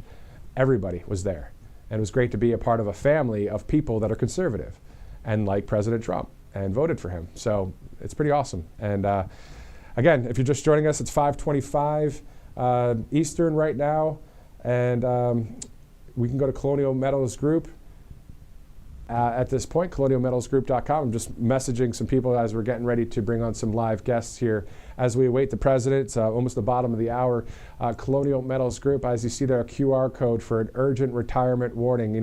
Warren Buffett dumping $133 billion in stocks just the other day. If you need some financial peace of mind and an anchor when it comes to maybe your retirement or savings, putting it into gold and silver, a great idea to diversify, because obviously gold and silver always has a high value. And all you have to do is go to freegoldguide.com. That info kit will come right to you. You'll learn all about what it takes to put into a tax-sheltered IRA or a 401k tax-free, backed in gold and silver. So it's Colonial Metals Group. Again, freegoldguide.com/RSBN. All right, so 5:26 Eastern, 4:26 in the Central Time Zone. Seeing Elon Musk there in the center of your screen at this conference, this F2 conference in Miami, Florida, the Future Investment Initiative. That's what the F2 or the FII stands for there. So looking forward to that here in just a minute. Again, CPAC starts tomorrow. So a lot of different conferences going on. President Trump to attend, obviously, this conference in Miami. And then he'll be at National Harbor, Maryland, later in the week to speak there at CPAC. I know Vice President J.D. Vance will be at CPAC tomorrow, as will our crew, Right Side Broadcasting Network. We have it already. So those of you watching live right now on Rumble or YouTube or X or on Truth Social or wherever you're watching, maybe Facebook. I mean, just know that there's going to be plenty of live streams. One will be for day one tomorrow for CPAC. There may be another live stream as well, depending on what news happens. So once we get the schedule from the Office of Communications at the White House, the president's public schedule, we'll know more about the schedule for the day. We usually get that at the night before or early morning hours. But also a story outside of the president's schedule is, again, the big breaking news story that I can't wait to say breaking news. Kash Patel, the director of the FBI, not only just to say, okay, woo, we got to win. No, it's okay, now there's a lot of work to get done. And that's what is the case for everybody. I mean, Elon said that in that Hannity interview just yesterday as well, talking about just because we won the election doesn't mean that that's it. There's still all this work to be done yet. So it's all happening now, and it's happening before our eyes. And you can count on us to bring you this kind of coverage. You know, you saw us over the years with all the rallies and remarks with the president, all the huge crowds. We're still the same people, you know, we're still that group. We're still grassroots. And it's awesome to see that here at Right Side Broadcasting Network. So from there, though, we'll see the live video feeds, whether it's from the Oval Office for executive orders or this conference. Also later today from Air Force One, President Trump, according to that public schedule I was referring to, will be signing more executive orders on the plane when he departs from Miami, heads up to Joint Base Andrews in Maryland, and then heads back to the White House. So we'll have that uploaded to various channels, whether it's Rumble or other channels, including X and Truth Social. You know, we can share that stuff with you on there. So definitely won't be dipping in and out of coverage with especially this conference and other happenings in DC. So we'll be sticking with it here live, and grateful to do so to bring you the full context of what is said at this speech. For instance, when President Trump speaks, what we're about to hear, some in the mainstream media, and I've seen it done before when I worked in local all across the country, they would take a certain soundbite that would make the president look whatever. It just wouldn't take that context of what the president's saying. And so what you'll get here at Right Side Broadcasting Network, especially when it's the leader of the free world speaking, especially live events like this, is you'll have it from start to finish. And then on top of that, you can replay it as many times as you want to watch it. And you know what, let's do a fun thing today. Those of you that are really into politics or really into news, let's do something today. Let's watch this speech together. Then tonight and tomorrow, I want you to check all of the mainstream media outlets that you can think of. I'm not going to name any. We know what they are. And I want to see what spin is said from this speech we're about to hear from President Trump. Let's get ready to go there to Miami. It looks like it's getting ready to go. Again, let's do that. I won't talk about it later, but maybe message me on Truth Social or something. But let's go to Miami right now as we get ready for President Trump. Transformations. As we navigate global complexities, we find pathways to resilience and sustainable growth. Artificial intelligence is redefining industries and reimagining the future. From robotics to data-driven solutions, AI is not just a tool, it's a revolution in motion.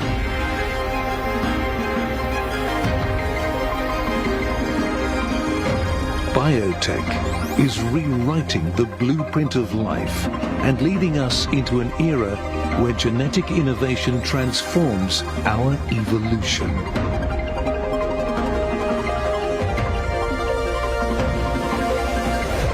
Sport is more than competition. It's a catalyst for vitality, unity, and well-being. The fusion of technology and athletics propels human performance beyond boundaries. From F1 tracks to soccer fields, innovation drives a bold new chapter in sportsmanship. Visionary investors and innovators show us that the power of transformative technology is within our grasp. Innovation is blossoming, and with it comes a surge of investments, planting the seeds of tomorrow's breakthroughs. We must not forget about our planet. We need to protect our precious Earth for the next generation. The future is ours to shape if we invest with purpose. Welcome to the third edition of the FII Priority Summit, Miami.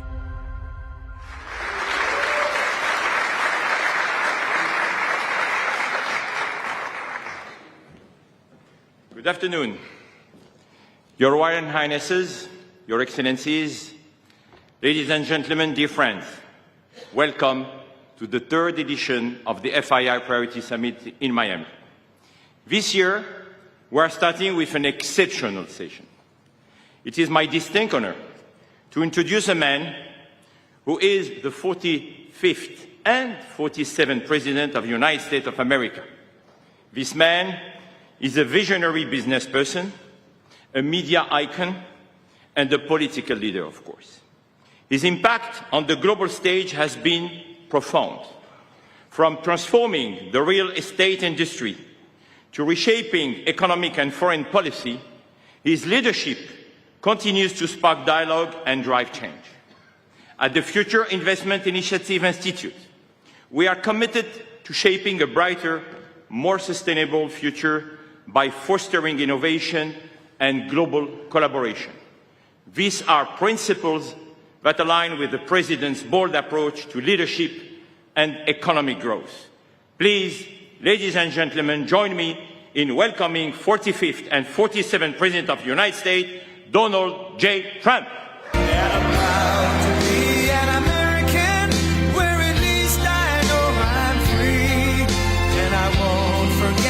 The men who died, who gave that right to me, and I gladly stand up next to you and defend her still today.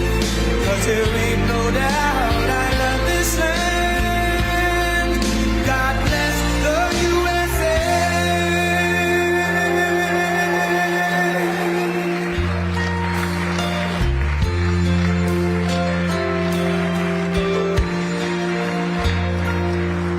From the lakes of Minnesota to the hills of Tennessee, across the plains of Texas, from sea to shining sea, from Detroit down to Houston and New York to LA, where there's pride in every American heart, and it's time we stand and say,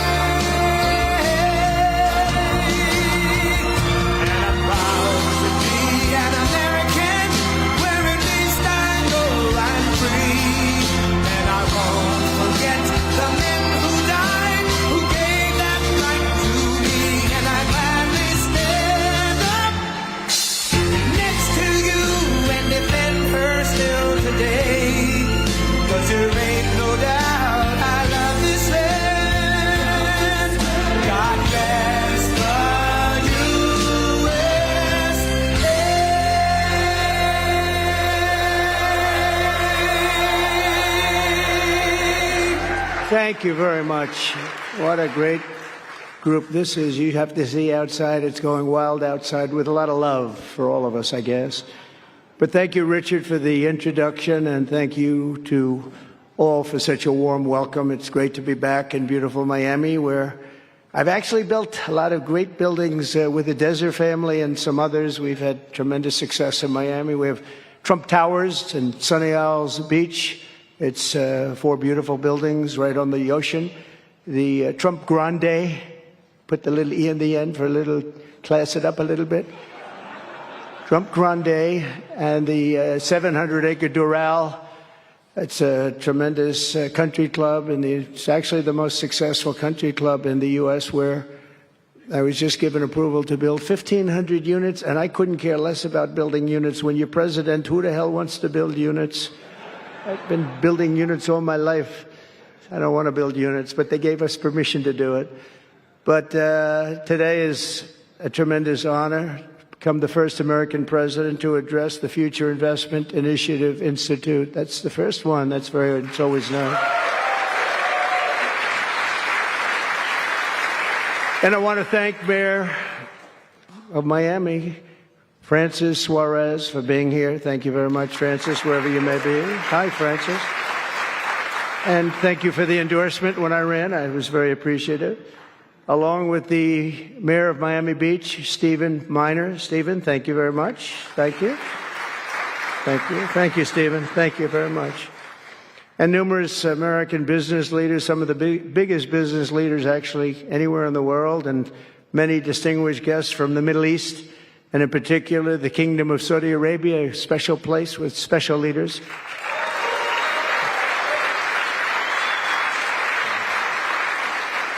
And including FII Institute Chairman and Governor of the Public Investment Fund, which is a seriously big fund.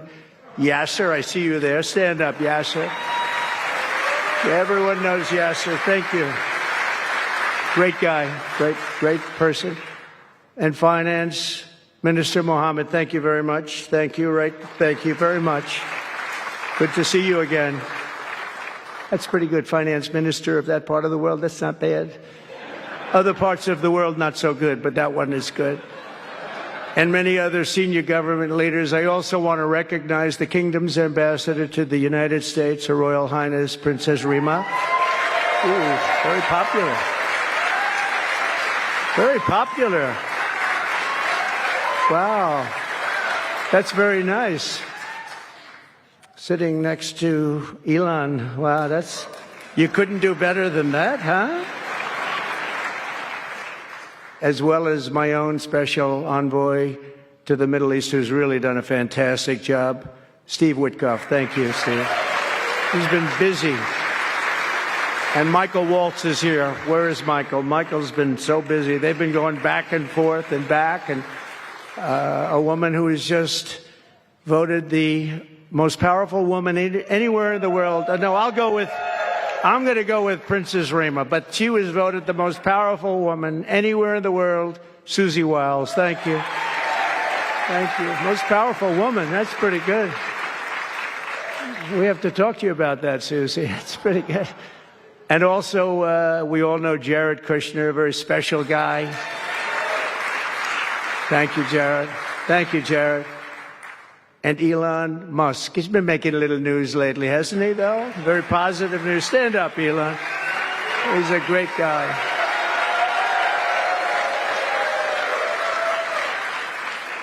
We did a little show last night. I heard they got very good ratings, too, by the way. We did. Hannity. Sean Hannity is fantastic, a fantastic man, a fantastic guy, and he did a show, and it was great being on the show with you last night. I come today with a simple message for business leaders from all across the nation and all around the world. If you want to build the future, push boundaries, unleash breakthroughs, transform industries, and make a fortune, because you want to make a fortune. Most of you have already made a fortune. I don't want to say that. There's no better place on earth than the current and future United States of America under a certain president named Donald J. Trump. I think that you're going to do very well. They're saying that November 5th, Election Day, 2024 will go down as one of the most important days in the history of our country. They said in 129 years, the most consequential election. I don't know if they're right about that or not, but it sounds good. I wanted to see if I could get a couple of more years tacked on, but I figured the fight wasn't really worth it. 129 is a lot. And as of January 20th, 2025, the dark days of high taxes, crushing regulations, rampant inflation, flagrant corruption, government weaponization. Oh, I know about weaponization. And total incompetence will be gone forever. They'll be gone forever. Because the United States is back and open for business, and the golden age of America has officially begun. You see it happening. Since my election, America's economic engines have come roaring back to life in just a very short period of time. Think of it, from November 5th, the progress that's been made has been amazing. The NASDAQ is up nearly 10% in just a few months, and that's a lot. The Dow Jones Industrial Average is up 2,200 points, and Bitcoin is set multiple all-time record highs, because everyone knows that I'm committed to making America the crypto capital. We want to stay we want to stay at the forefront of everything, and one of them is crypto, and Miami seems to be the center of the action, come to think of it, and maybe it'll stay there. Business optimism skyrocketed 42 points. Think of that in a single month, the most in history by far. That's the biggest increase in history by not even close. The ISM index of manufacturing activity surged into positive territory for the first time in many years. Amazing. And it was just announced, this is an interesting one, I didn't realize it was that bad for so long, but it was just announced by one of the nation's most historically accurate and respected pollsters, Rasmussen, that the number of Americans who believe our country is on the right track now exceeds those who think it's heading in the wrong direction for the first time in 20 years. Can you believe that? 20 years. And this is really a seismic 27-point swing from just before the election. Nobody's ever seen anything like that one, yes, sir. I want to tell you, that's a big one. The best and most successful business leaders on earth are now racing to invest in the United States. Since November, DMAC has announced plans to invest $40 billion in the U.S., creating at least 10,000 jobs. SoftBank has announced investments of between $100 and $200 billion, creating at least 100,000 American jobs. Oracle and OpenAI and SoftBank are now collectively committing $500 billion to keep the United States on the cutting edge of artificial intelligence, and so many more. I mean, so many companies that want to come to the White House and have a little news conference all the time. I said, why don't you just announce it? But they want to come, and I'll do that. I don't mind doing that. I say anytime they want to go 10 billion or more, I'm there. 10 billion or more. But on his recent visit to the White House, the Prime Minister of Japan announced he anticipates Japanese investment in the United States of well over $1 trillion, and we're working on an Alaska pipeline already, which is the closest point to Asia. And as you know, the ANWR, which we've started, Ronald Reagan couldn't get it approved. Nobody could get it approved for so many years. Couldn't get it approved. I got it approved. Actually, I got it approved twice. I got it approved, and Biden ended it. That was a shocker, but we just got it approved again. And we're going to be, it's probably the largest deposit maybe anywhere in the world, just by itself. It's, they say, of similar size to Saudi Arabia, so we hope that's correct. But all of this is only happening because of the world-changing results of the 2024 election. We won the House.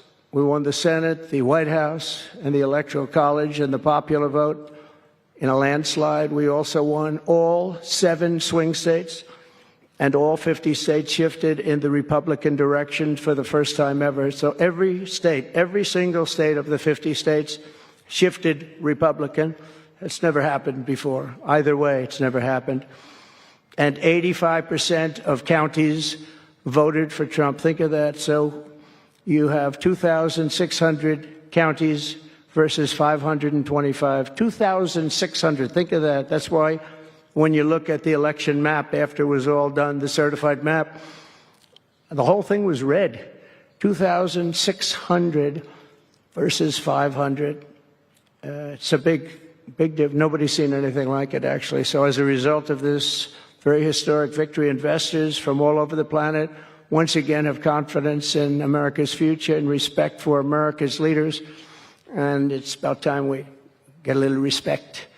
The last administration was the worst and most incompetent in the history of our country, but we are moving quickly to fix every single disaster Joe Biden created and make America stronger and more prosperous than ever before.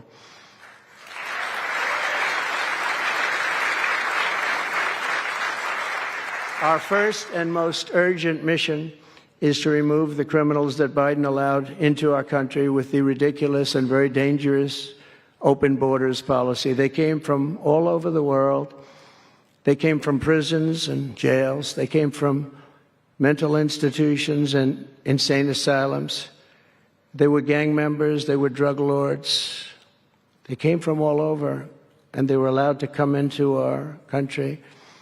And we're getting them out in record levels, just like they came in record levels. I want to thank Tom Homan and Christie, who was she's doing a fantastic job, governor of South Dakota, and Tom Homan, and they are doing a fantastic job. And the results are incredible. And every country is taking them back. They're sending their criminals to us, and they're all taking them back. We had a little problem with a couple of them that ended very quickly. And because some said, we don't really want MS-13 back in our country. But I said, congratulations, you're taking them back. And they take them back. And by the way, Europe and other places ought to start also doing that. They better start looking at immigration, because it's really hurting Europe very, very badly. And they better get smart, and they better get tough before it's too late. We're also working to end the highest inflation in our country's history, all caused because they played with our energy policy and wasted money on the Green New Scam and other things such as that. And they wasted monies at never seen before levels. If Joe Biden had simply held federal spending at the pre-pandemic levels we had in 2019, we would have virtually no inflation. We're trying to balance the budget immediately, and because of the tariff income, which is really, it's already turned out to be amazing, actually. It's really meant more for bringing countries and companies into our country, but the numbers are rather staggering, because we're the big piggy bank that everybody wants to be, and they can play games and they can say, well, there'll be retribution and, equal this and that, but they can't be equal. But we want to keep it so that we're the big piggy bank. And if we had years like we did the last 4 years, that wouldn't have lasted too long. So we're not promising it, but, all of these things could happen. We hope to balance our budget. So I don't want to promise it, because if I do and we come about $10 short, the fake news media back there would say, we have breaking news. He did not make it. He did not make it. But we'll get it done very soon. It might not be this year, but it could be this year. Actually, we have a chance at getting it even this year, which people would be shocked at, because they were talking about 10 years, 15 years, 20 years from now. When I took office last month, we inherited the consequences of inflation. That was more than 4 times what it was when I left 4 years ago. Think of that. I left, it was at 1.4%. And the annual government spending over $1.5 trillion more than projected in 2020 alone. $1.5 trillion. But under the Trump administration, all of that is changing faster and more dramatically than anyone ever thought possible. They didn't think it was possible to do what we've done in just a very short period of time. We've accomplished more in 4 weeks than most administrations accomplish in 4 years.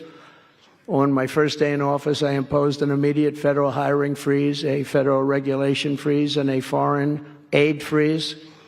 I signed an order creating the Department of Government Efficiency and put a man named Elon Musk in charge. Thank you, Elon, for doing it.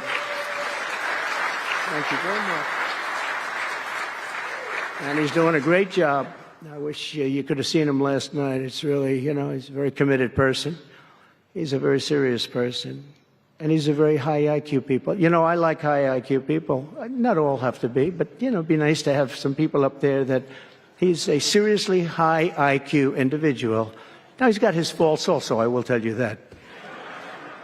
But not too many of them, which is now really waging war on government waste, fraud, and abuse. And they're curbing inflation and saving taxpayers billions and billions of dollars every single day. And there's even under consideration a new concept where we give 20% of the Doge savings to American citizens and 20% goes to paying down debt, because the numbers are incredible, Elon. So many billions of dollars, billions, hundreds of billions, and we're thinking about giving 20% back to the American citizens and 20% down to pay back debt and pay down debt, which is, if you look at value, if it were a real estate balance sheet, the debt is tiny, but we still want to pay it down. Doesn't matter. We don't look at it as a piece of real estate. It's America. We're going to get it down through intelligence, hard work, and, as Elon said, a word called caring. You have to care. By doing this, Americans will tell us where there's waste. They'll be reporting it themselves. They participate in the process of saving money. So many of the men and women in this room, as an example, they pay tremendous amounts of taxes, And here are just a few examples of where your money was going before I came along. These are just some of the, just taken at random. Oh, there are much worse examples than this. I was just looking at them before the speech, and I can tell you they were much worse. And there are some that are horrible, but I don't want to really say them because they're very, very embarrassing to people. Very, very embarrassing. And they're really something, but you'll be seeing it and you will be reading about it. But just some taken at random, $2 million for sex change operations in Guatemala, $20 million for Sesame Street performances in Iraq. $20 million, that's a lot of money. You know, I know what it costs to do those things. You get a cast over for $50,000, give them a couple of bucks tip, and that's it, not $20 million. $20 million, that's Gone with the Wind on steroids. $101 million for 29 diversity, equity, and inclusion contracts at the Department of Education. Wow. And we've canceled all of these, saved all of this money. And again, this is just a small sample. This could go on. I could read them all day. $520 million for a consultant. I want to know who is that consultant? To do ESG, that's environmental, social, and governance investments in Africa. $25 million to promote biodiversity, conservation, and illicit livelihoods by developing socially responsible behavior in Colombia. $40 million to improve the social and economic inclusion of sedentary migrants. Nobody knows what that even means. None of this stuff, everyone's trying to figure out what the hell does it all mean? $42 million for social and behavior changes in Uganda. 40 million's a lot of newspaper ads in Uganda. $70 million for research of evidence-based solutions for development challenges. $10 million for Mozambique medical male circumcision. What does that mean? $2.3 million for strengthening independent voices in Cambodia. $14 million for improving public procurement in Serbia. $486 million to the Consortium for Elections and Political Process Strengthening, including $22 million for inclusive, participatory political process in Moldova. And $21 million for voter turnout in India. What do we need to spend $21 million for voter turnout in India? Wow, $21 million. I guess they were trying to get somebody else elected. Well, we ought to tell the Indian government, because when we hear that Russia spent about $2 in our country, it was a big deal, right? They took some internet ads for $2,000. This is a total breakthrough. $21 million for India elections, $29 million to strengthen the political landscape in Bangladesh, $20 million for fiscal federalism, and $19 million in addition to the $21 million for biodiversity conversion in Nepal, $1.5 million for voter confidence in Liberia. We need voter confidence too when you read this list. $14 million for social cohesion in Mali, $2.5 million for inclusive democracies in South Africa, $47 million for improving learning outcomes in Asia. Asia's doing very well. We don't need to give them money. And in another program, $50 million plus another $50 million for condoms for Hamas. You know about that? $100 million for condoms. Condoms. Does everybody know what a condom is? For Hamas, $100 million. And these are just some. I could read this list all day long. I just don't want to bore you. But these are just some, and not nearly as bad as others. And some are just, I just don't want to say them because they're too incendiary. We're also finding tremendous abuse, waste, and fraud in Social Security. Social Security is, what's happening there is going to be one of the great potential scandals in history. On the program, there are over 4.7 million Social Security numbers from people from 100 years old to 109. Think of that. Now, over 100, there aren't a lot of people that make it. Hopefully, most of the people in this room will make it, but historically, you don't have thousands and thousands of people. But listen to this, 3.6 million people are on Social Security rolls from the age of 110 years old to 119. Do you think there are really that many? Those people are seriously old. But it gets worse. 3.47 million people are on Social Security from the age of 120 years old to 129 years old. 3.9 million people are on the age of Social Security from 130 years old to 139 years old.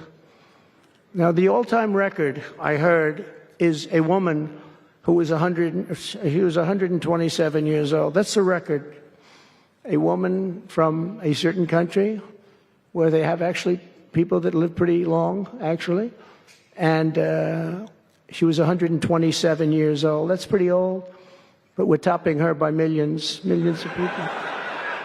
3.5 million people from the age 140 to 149 years old.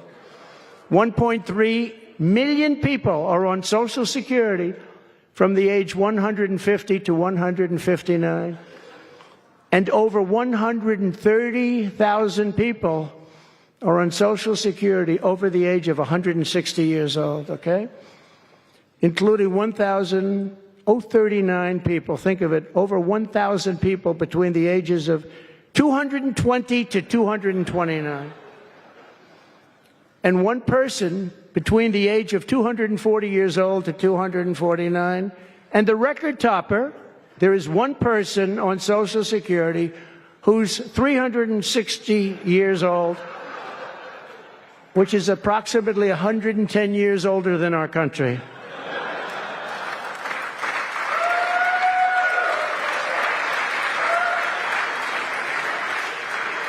So what we're trying to find out, and what we will find out, is are people being paid from all of these, somebody pocketing 10,000 here, 10,000 there, what's going on? So we'll find that out pretty easily because we have a lot of computer geniuses. I said to Elon, who are these people that are doing this, the Doge people? I said, who are they? Where do they come from? He said, well, number one, they love our country. Number two, they're really genius at computers. So nobody's going to fool them. When they go in, they see some bureaucrat that's scamming the country, and they try and talk about, certain computer language. These people say, no, it doesn't work that way. These are people that have a natural ability as brilliant computer people. It was very interesting when he told me that. I said, that's what you need today. But all of these scams have now been terminated. In addition, over the past month, we have effectively eliminated the U.S. Agency for International Development, which was funding much of this lunacy. We virtually shut down the out-of-control CFPB, escorting radical left bureaucrats out of the building and locking the doors behind them. What they were doing was so terrible. Where they were spending the money was so terrible. What we haven't looked at yet, but will be, is does the money come back to them? Because nobody can be stupid like that. And they're not stupid. They're smart, actually. And, why are they doing that? Does money come back to them? So we'll figure that out pretty easily, I think, and quickly. But I've ended all of the so-called diversity, equity, and inclusion programs across the entire federal government and private sector, and notified every single government DEI officer that their jobs have been deleted. They're all deleted. And it's interesting, even these companies that have tremendous amounts of money. A number of them just announced, Walmart, if you can believe it, they just announced that they're stopping. And, these companies are writing off like $220 million. How can you spend that much money no matter what you're doing? If you're teaching something, you're going to have an instructor. You're going to talk. You're going to give them a book. Please read the book. Then you find they spent $225 million on that. What's going on? And we were going in the wrong way, and our military was really, although I tell you, we defeated ISIS with our military in 3 weeks. General Raisin Kane he's some general, he's a real general, not a television general. And 3 weeks ISIS, and I asked him, and I saw some of his people that were so great, the soldiers. We have the greatest military in the world, but we don't have the greatest top leadership. That's why Afghanistan was such a horrible situation and so embarrassing and so many other things. But when we want to, with proper leadership, there's nobody even close to us. We have the best equipment in the world. We make the best equipment in the world. But we have the best military. But, we never fight to win. We fight to just keep it going forever. And when we fight to win, there's nobody that can even come close to us.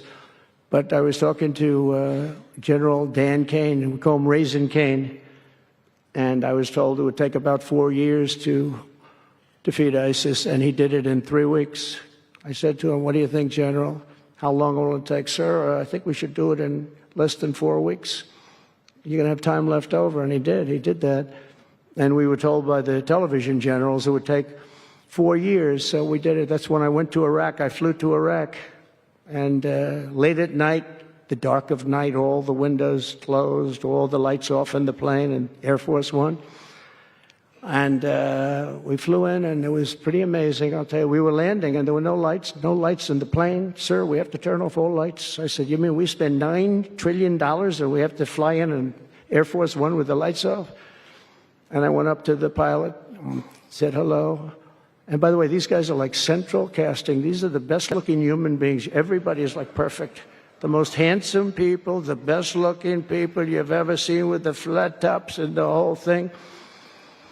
And I was a little concerned because the lights are off and everything's off, and even the lights in where he was were down, very dim, very, very dim, with all of the lights on the fancy dashboards of the plane, of Air Force One. We're getting a new Air Force One if they can ever finish the damn thing. We're getting 2 of them, actually. But we may have to go a different route because it's taken them a long time. We're going to get military that's going to start building. We're going to get people to start building properly again in our country because they don't build properly. This was Boeing. But we're up there, and I'm looking at these people. And again, I say they look like Tom Cruise, but better. Stronger, tougher. And I like Tom Cruise, but these are better. And they said, "Are we okay, Captain?" "Yes, sir, we're fine." But I'm looking at it, I don't see any lights, and we're landing. And I'm used to that. I like to sit with the pilots a lot and respect the pilots greatly. And we're up there, and we have the computer. I call it the computer voice, where it goes 1,900, 800. It's feet. Your feet above ground. So that means you're very low. And I'm looking out, and my eyes are pretty good, and I don't see any lights. And the computer goes out. Sounds like an intelligent individual. It goes 1,000. We're 1,000 feet up. It's a 10-story building. There's a big plane. And then it goes 900, 800, 700. I say, "Captain, Captain, we don't see any lights. Is everything?" "Yes, sir, everything's fine, sir. We'll be landing in 3 minutes." And then it goes like 600, 500. "Captain, are we okay?" And then he goes 400, 300, 200. And I'm saying, "Man, there's nothing out there." And then he goes, boom. Perfect landing right on this thing. There are no lights on the runway. There's no, I don't know how the hell they do it, but I'm sure as hell glad we had somebody that knows how to fly. But they didn't want to have any lights because they didn't want the enemy. After spending, years and trillions of dollars, we have to land with Air Force One with no lights on the runway. But they were incredible people. And then I got out of the plane, and I actually asked my people, I said, "Excuse me, I was very brave sitting in that cockpit. Am I allowed to give myself the Congressional Medal of Honor?" And they said, "I don't think so, sir." I said, "Well, I felt I was extremely brave." But now here's the problem with saying a story like that when you kid. The press will say, "President Donald Trump wanted to give himself the Congressional Medal of Honor." Headlines, headlines all over. The fake news. We call it the fake news, but we're all wise to them. But it was something, and then I went down, and it was the same thing. I'm standing on the top, and I look down, and there's these handsome people. Everybody's like from a movie set. Good-looking guys. I get down the stairs, and what's your name? My name is Kane, sir. What's your first name? They call me Raisin. I say, wait a minute, your name is Raisin Kane? I love you. I've been looking for you for 5 years. You are the great. This is what I want. And there was a general next to him. There was a colonel. There was a drill sergeant, a master sergeant. They were all like people. I could make a movie right now. I'd have the best-looking people ever. And they were great. And then I went in and, sir, would you like to rest before the bed? No, I don't want to rest. I don't want to rest. I've been resting on the plane, other than the last few moments, which were quite harrowing. And I said, I don't want to rest. He was thinking about Biden in advance, you know. Biden would have gone there. He would have rested for days. And then they wouldn't have had a meeting. He'd just go home.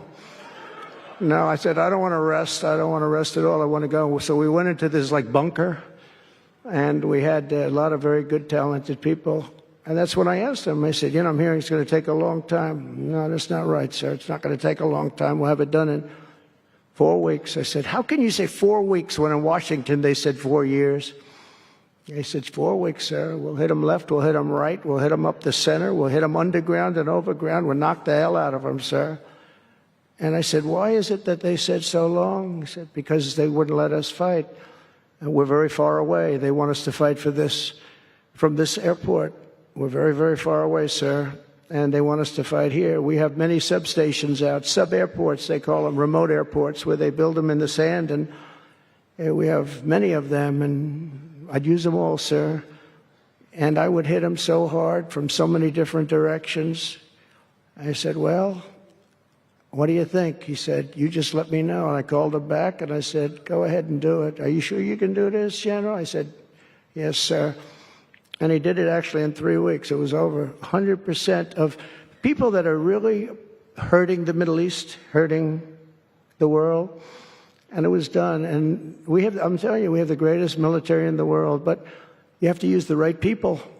But there's nothing like what they were able to do in that case and in other cases wherever I gave them something. It was done incredibly well and you know many of the instances because it's been well reported. But we've also required, and so we have a country that's a great country. It's a strong country, but it's a country that's just now gaining its respect back to the levels that it should have never lost. We were being laughed at by the entire world, but we're not being laughed at anymore. But we've also required that all federal employees must once again show up to work. It's a new phenomena, you know, since COVID. Show up to work in person like the rest of us. So, I mean, it doesn't work when you don't show up. And I see companies now are all going back to it. They're all going back. It's great. I watch some of the big business leaders saying we absolutely are going back. You can't work at home. They're not working. They're playing tennis, they're playing golf, or they have other jobs. But they're not working, or they're certainly not working hard. You could never build a company or a country with that. So we have a very strong policy, and if they don't show up to work, they get fired. And we're trying to make our government smaller but much stronger.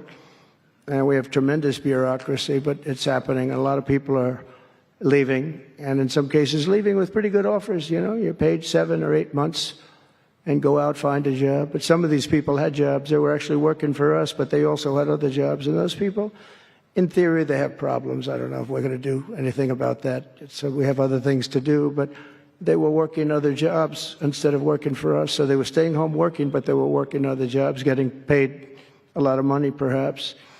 We offered deferred resignation buyouts to all federal workers, resulting in more than 75,000 bureaucrats voluntarily surrendering their taxpayer-funded jobs. A lot of them are leaving because they don't want to be caught having the second job. Some are leaving because they didn't want to be in government any longer. And some are leaving because they didn't want to show up to work. They wanted to work outside of an office. And that's never going to work for anybody, including companies. Companies ought to get smart. You watch these companies where they do that.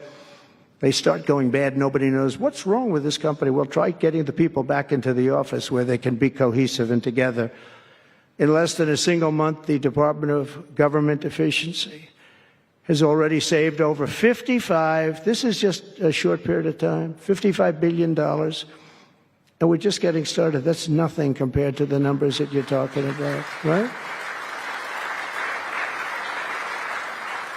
We're ending trillions of dollars in waste, and it'll mean much lower inflation, lower interest rates, lower payments on mortgages, credit cards, car loans, and much higher stock markets. I think the stock market's going to be great. In other words, we will rapidly grow our economy by dramatically shrinking the federal government, and we have to do it. I'm also taking fast action to end the radical left's nation-wrecking crusade against oil and natural gas. Over the past 4 years, the Biden administration cut the number of new oil leases and gas leases by 95%. They slowed new pipeline. I mean, look at the Dakota Access, they wanted that one knocked out. The Keystone Pipeline, they wanted that one knocked out. They ended the Keystone. We got the Dakota Access done, but it wasn't easy after they tried to stop it. They slowed new oil and gas pipeline construction to virtually a halt. They shut down 38% of active oil and gas rigs in the United States, but they love the wind turbines. They go round and round and round, and if the wind doesn't blow, they got problems.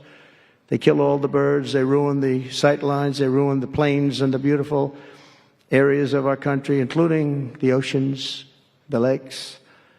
They closed more than 50 power plants, all causing energy prices to skyrocket. You saw that happen. That's what caused inflation. Pretty easy. These policies were so destructive that despite draining nearly 40% of U.S. strategic petroleum reserve meant for emergencies, it was meant for emergencies. It wasn't meant for getting a price of gasoline down so that you can win an election. It didn't work for winning the election. Actually, there's so many people that are driving that it's a very small number. It just had a very small effect, but in the meantime, it takes it down. We'll fill it up fast, but it's at the lowest level. When we made the transition, it was at the lowest level in history ever recorded. It's the lowest level. Nobody's ever seen it that way. They put it all out because they thought they could keep gasoline prices down a little bit, just go past the election, and after that, they didn't care.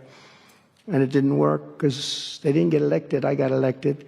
But the price of gasoline still rose over 35%, and in some cases, at some periods, it was 100% and 125% during certain periods of time. Under the Trump administration, we have implemented a very different plan. You probably heard of it. It's called Drill, Baby, Drill. And we're doing it. The world runs on low-cost energy, and energy-producing nations like us have nothing to apologize for. We have more energy than any other nation in the world, and we're going to use it. And we're going to use it on AI plants. I was telling some of the people that came in that, they're very interested. Everybody's talking about AI. I hope you're right. I don't know. Who knows?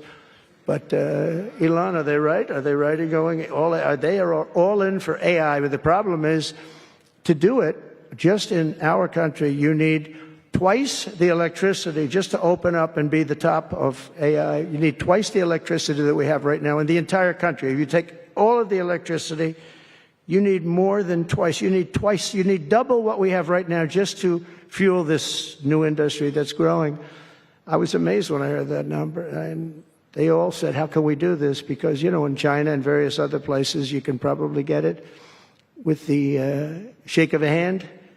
But in our country, you can't. But now you can, because I'm declaring a national emergency in order to get fast approvals. And we're going to have, if you build a plant, you're able to build an electric generating facility right next to your plant. So you'll be making your own. You won't have to count on utilities. You won't have to count on an old grid that could fail, could get hit by something, bad things or good things. But you're not going to have to worry about grids. You'll build your plant, and you'll build essentially you'll become a utility in a way. You'll build your own electricity. If you want to build extra and put it out and get paid for that, you're going to be able to do that. You could put it back into the grid, but you're going to be able to build with your plant a generating facility. And we're going to get you Lee Zeldin, head of the environmental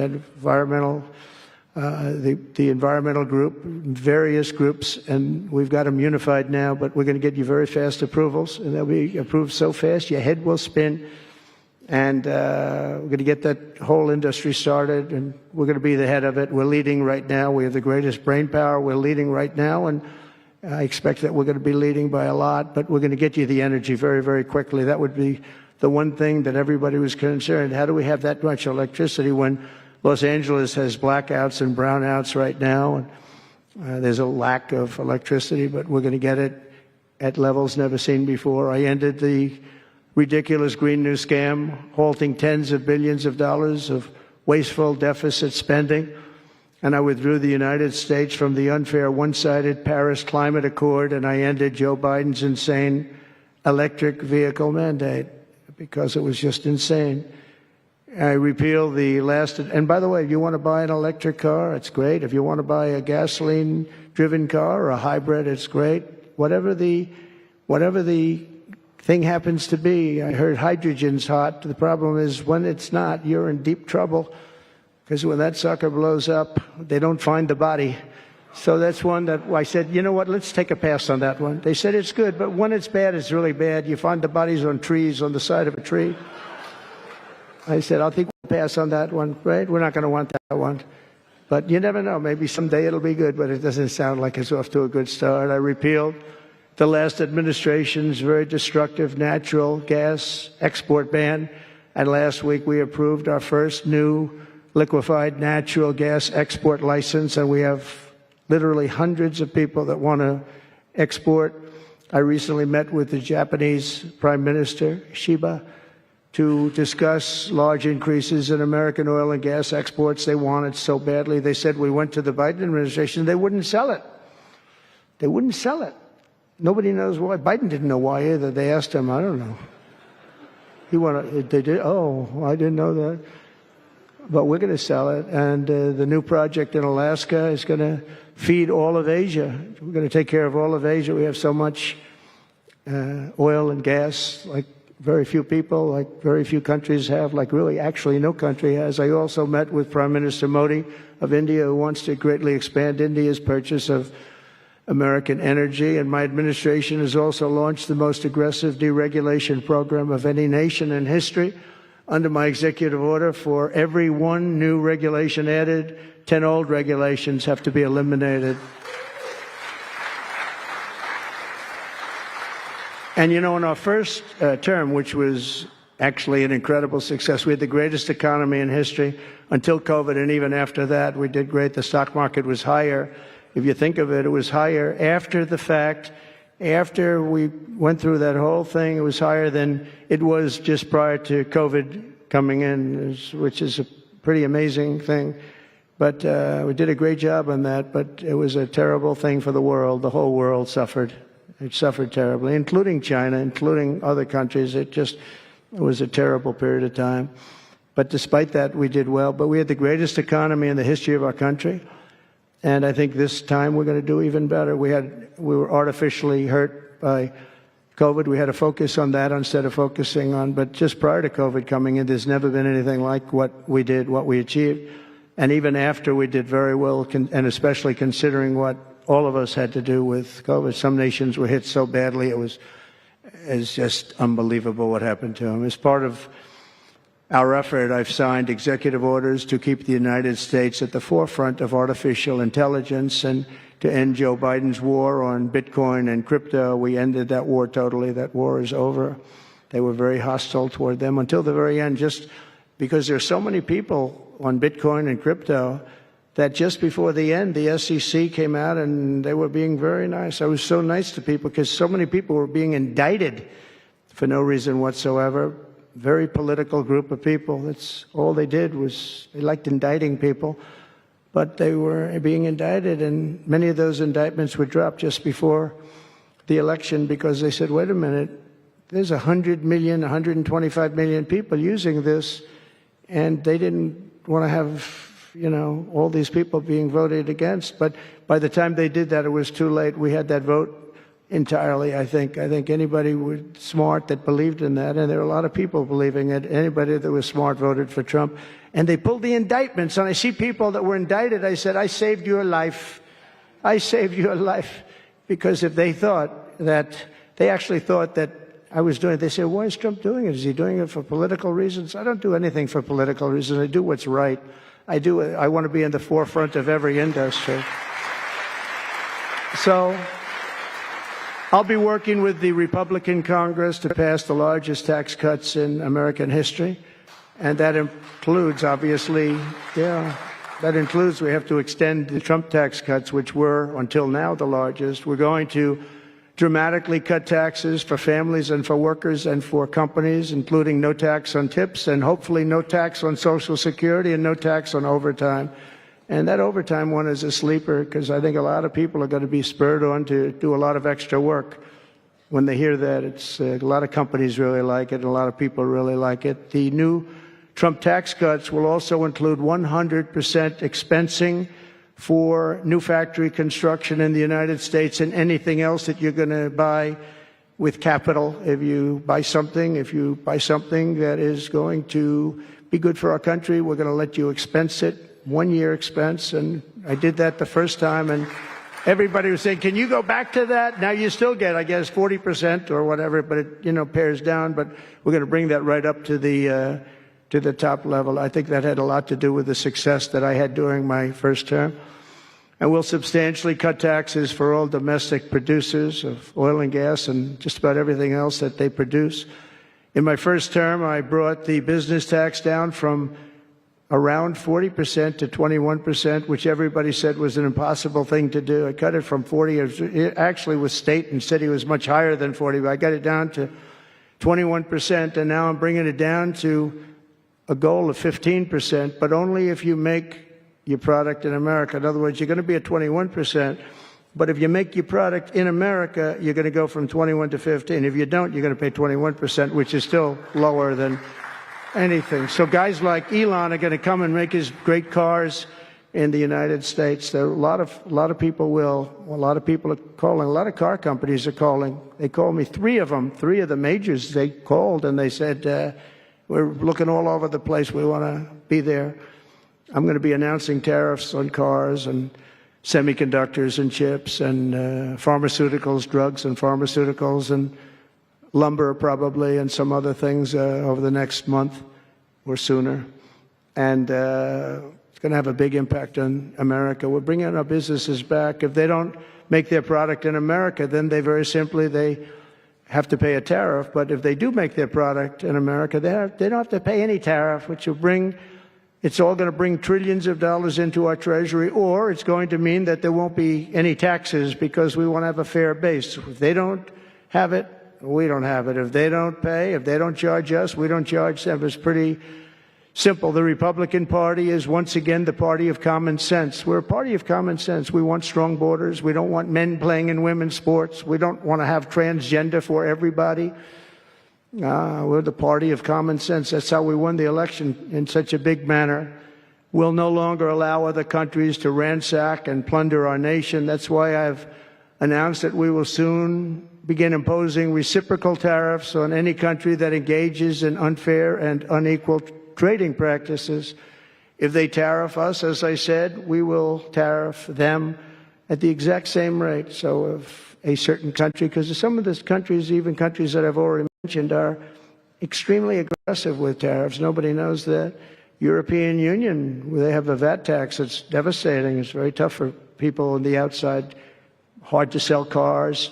Really impossible to sell them because they also have non-monetary tariffs that are very, very tough. But if you take a look at that, it's a very unfair situation. And the VAT tax is similar to the tariff. Around the world, I'm moving quickly to end wars, settle conflicts, and restore the planet to peace. I want peace, and I don't want to see everybody being killed. And you take a look at the death in the Middle East and the death that's taking place between Russia and Ukraine. It's been going on, and we're going to end it. There's no profit for anyone in having World War III, and you're not so far away from it. I'll tell you right now, you're not so far away. If we would have had this administration for another year, you would have been in World War III, and now it's not going to happen. In the Middle East, I've restored my policy of maximum pressure on Iran, designed to bring peace.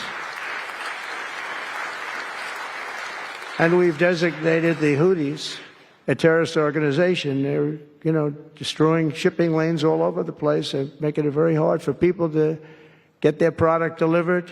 They're making it very difficult, but we'll take care of that situation. And we've secured a ceasefire in Gaza, and we're bringing in the hostages, and we're bringing them home to their families. Some of them are in pretty bad shape, I have to tell you. To end the horrible war in Ukraine, I've spoken with President Putin and President Zelensky, and our teams began negotiations this week in Saudi Arabia. I want to thank Saudi Arabia for that. That was so great. Yeah. And I want to thank, in particular, we have so many of the people, Yasser, Mohammed, all of the people, but in particular, we have to thank Crown Prince Mohammed bin Salman for hosting these historic talks.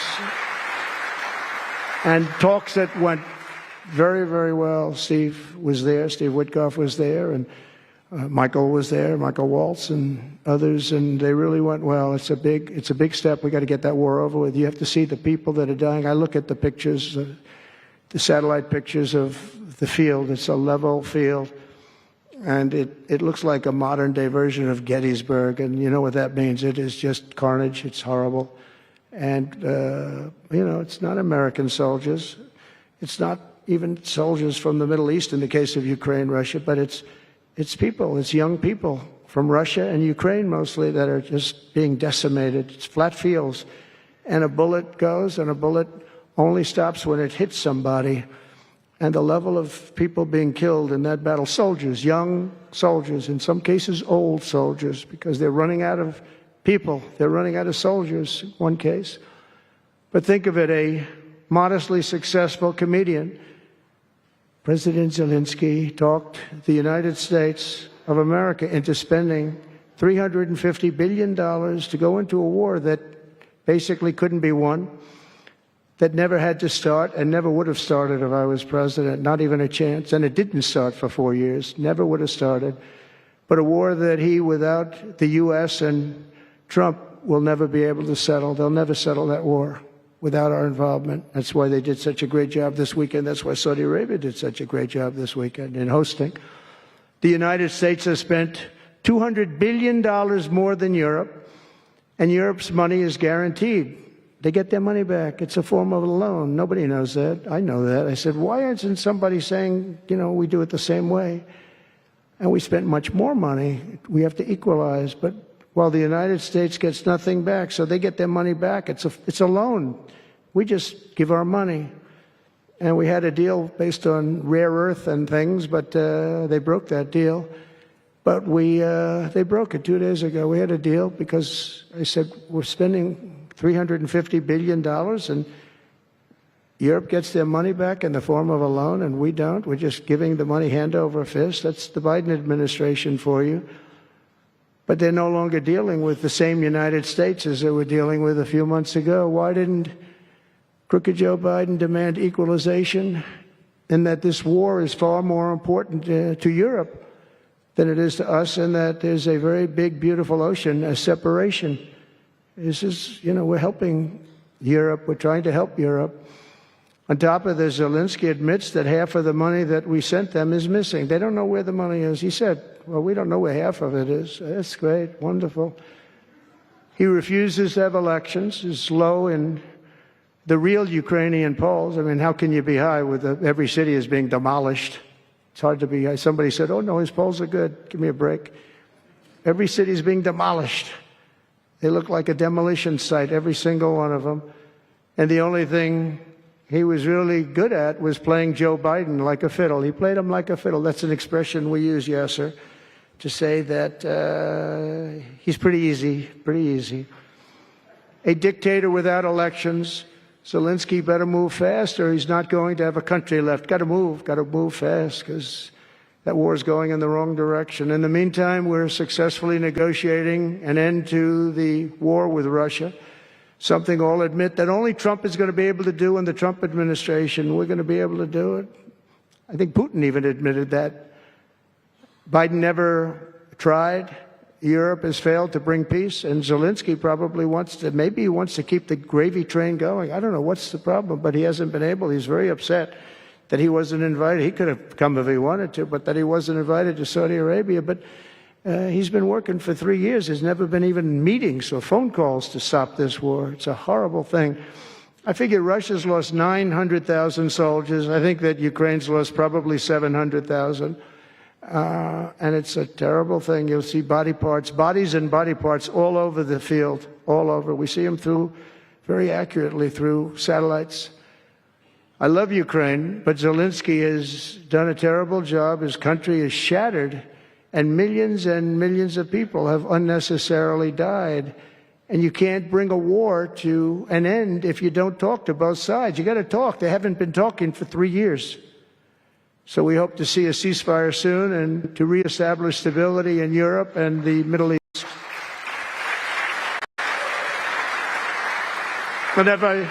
Thank you very much. And as I've said before, it's my hope that my greatest legacy will be as a peacemaker and a unifier. That would be a great legacy. So in conclusion, the golden age of America is upon us, and I'm inviting everyone here today and every citizen across our land to take part in the most extraordinary period of peace, prosperity, growth, innovation, wealth creation, and expansion the world has ever seen. We're on our way. I mean, everyone's talking about us. 3 weeks. We're in there for a couple of days more than 3 weeks. And everyone's talking about it. You have to see the crowds of people outside. It's pretty amazing what's happening. We're on the verge of soaring markets, surging incomes, booming production, groundbreaking technologies, thrilling discoveries, and a quantum leap in the quality of life. Absolutely a quantum leap. One day, very soon, our country will have the greatest economy in the history of the world because we once again have a president who puts America first, and we put America first, and your country should put your country first. But in the end, we want America first, and when it's all beautiful, which it's going to be pretty soon, we want to help other countries, and you want to help other countries. But, you know, I tell your leaders, and some of the leaders are in this room right now, you got to put your country first. Whether it's Saudi Arabia, whether it's something else, you got to put your country first. But also, as long as you invest in America, build in America, and hire in America, that means that I'm fighting for you. I am fighting very hard for you. Together, we're going to make the United States of America bigger, better, bolder, richer, and greater than ever before. It's going to be stronger than ever before. We're going to be a peacemaker and a peacekeeper. We're going to stop people from these stupid, never-ending wars. We're not going to partake in them ourselves, but we'll be stronger and more powerful than anybody by far. And if it ever came to war, there is nobody that will be able to come close to us. But we don't think that's going to ever happen. So I want to thank you all very much. It's a great honor to be here. And I think somebody said they're going to ask questions. And I didn't say, gee, what are the questions like Biden does? I say, just ask. It doesn't matter. You ask a question and I give an answer. So I think, Richard, you're going to come up and you're going to give me some questions. Thank you very much. Thank you. Thank you very much, Mr. President. Please, a round of applause for the President of the United States of America. Thank you.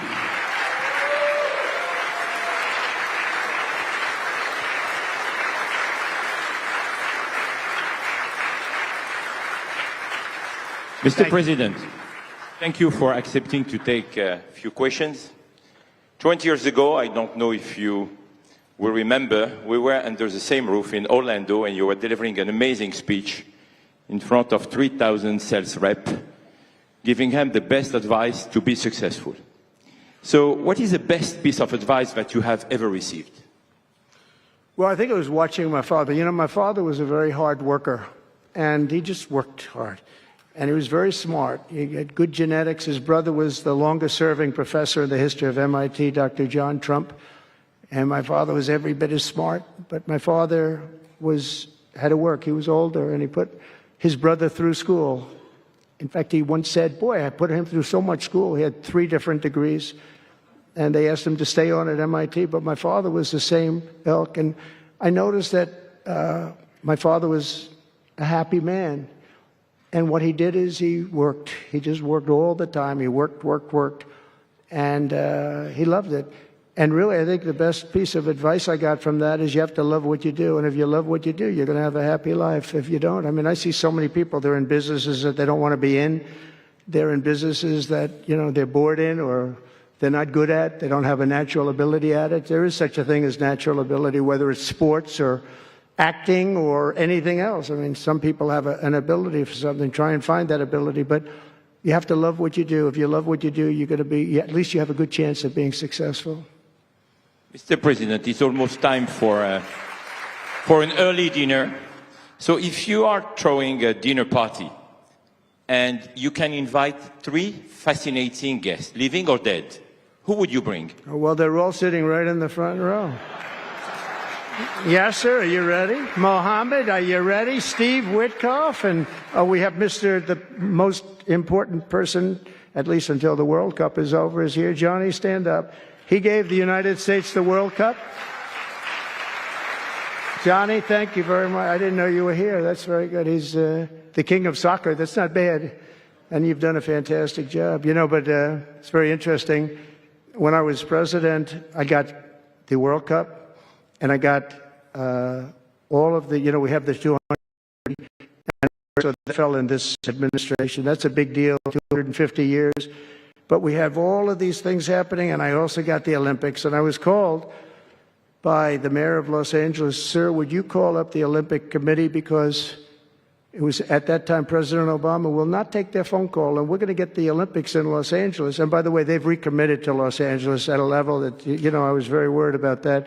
And they've, the opposite, somebody could have said, well, we're going to do it someplace else, until they have actually recommitted. They're going to make it bigger and better than ever. So I want to let you know that. But I had the Olympics. So I got the Olympics, I got the World Cup, and I said, and the 250, but that one I didn't get.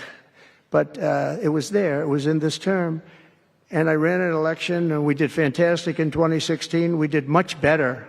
Millions and millions, tens of millions, but millions and millions of votes better. And bad things happened, and I didn't get that one. And I said, when I originally signed the Olympics, I said, I won't be able to even be president. And I got the Olympics, because if I didn't, when I spoke with the people, the organizing committee and the people in different parts of the world, they asked me to do it because the president wouldn't do it. I was president-elect, and I gave them a talk. I couldn't get them off the phone. They were starving for love. And the bottom line, they gave us the Olympics. And I said, isn't it sad I won't be president? Then we had the election result, and now I'm president for the Olympics and for the World Cup. So I'm very happy about that, Johnny. Thank you very much. Thank you. I'll be there. I promise I'll be there. And by the way, Mr. President, backstage you have a gift from Johnny. He gave us the ball with your name, which will be played for the World Cup. That's great. In America. It's going to be great. Thank you, Johnny, very much. I doubt that any day you will take a sabbatical year, but if you could take a sabbatical year, Mr. President, what unconventional thing would you do? What was the word? Sabbatical. You don't work for 1 year. I thought you said Sabbath. It's a big difference. It's almost the opposite when you think about it, right?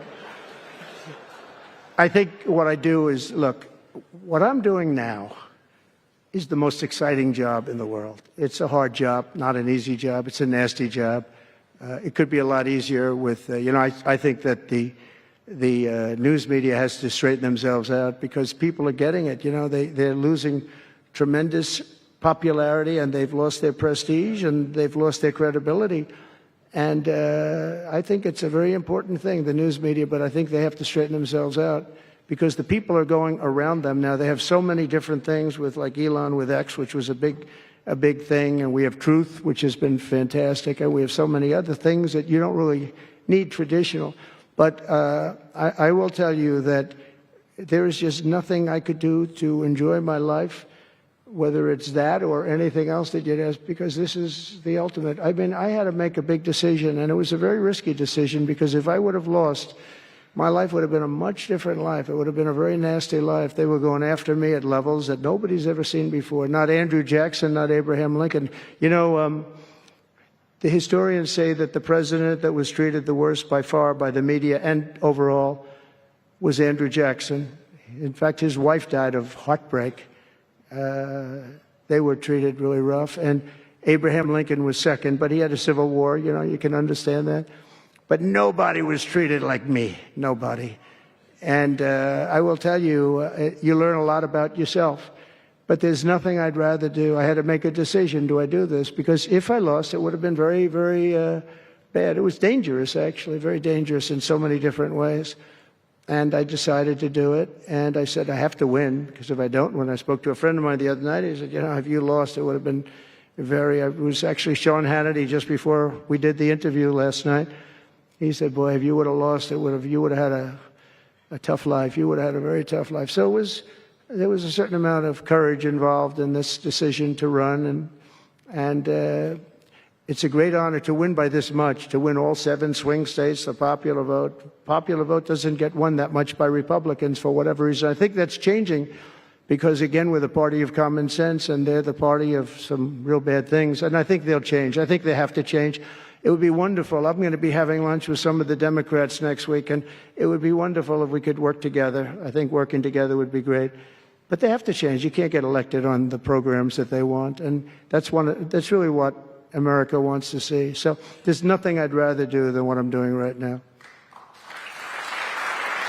When we started this conference, Mr. President, Yasser and I, His Royal Highness the Crown Prince told us, I want that to be the place where people will come to understand where to invest in terms of geographies and sector. So what is the best investment you have made in your personal growth, Mr. President? Well, I was involved in real estate from, most of my life. And it was, guys like Witkoff will tell you I was really good at it. And I was successful at it, very successful at it. I've been involved in things prior to being president, but during the last 4 years, I followed sort of the trends, and I've made a lot of money with following some of these trends. And, it's, again, it's something that you do. I really believe that some people have instinct. I think I've always had an instinct for making money. I make money.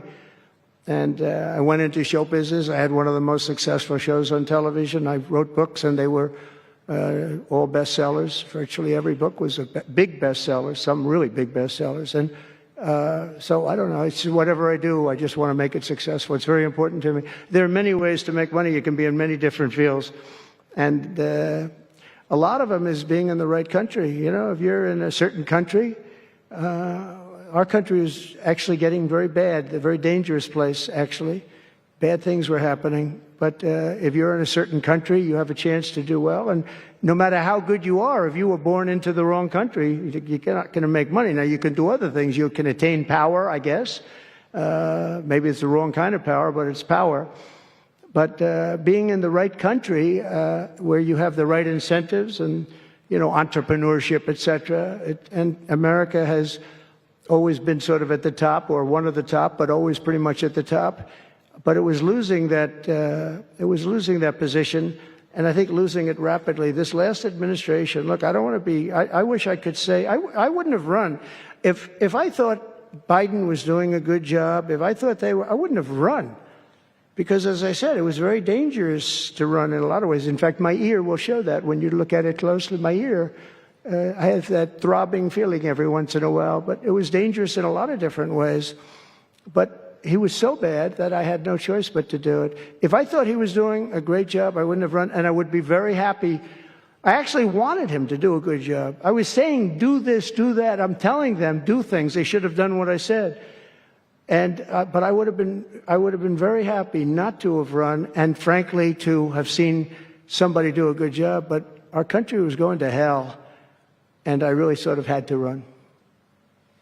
If you were a historical ruler, would you prefer to rule during war or peace? Well, I want to be, again, a peacemaker, and I want to keep us out of war. But sometimes to do that, you have to have a very strong country. You have to have a very strong military.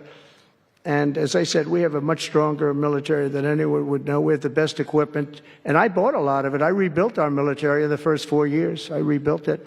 We gave a lot of it away to Afghanistan, to the Taliban, stupidly, but that's a very small amount relative. It was billions and billions, but it's still a very small amount relatively to what we built.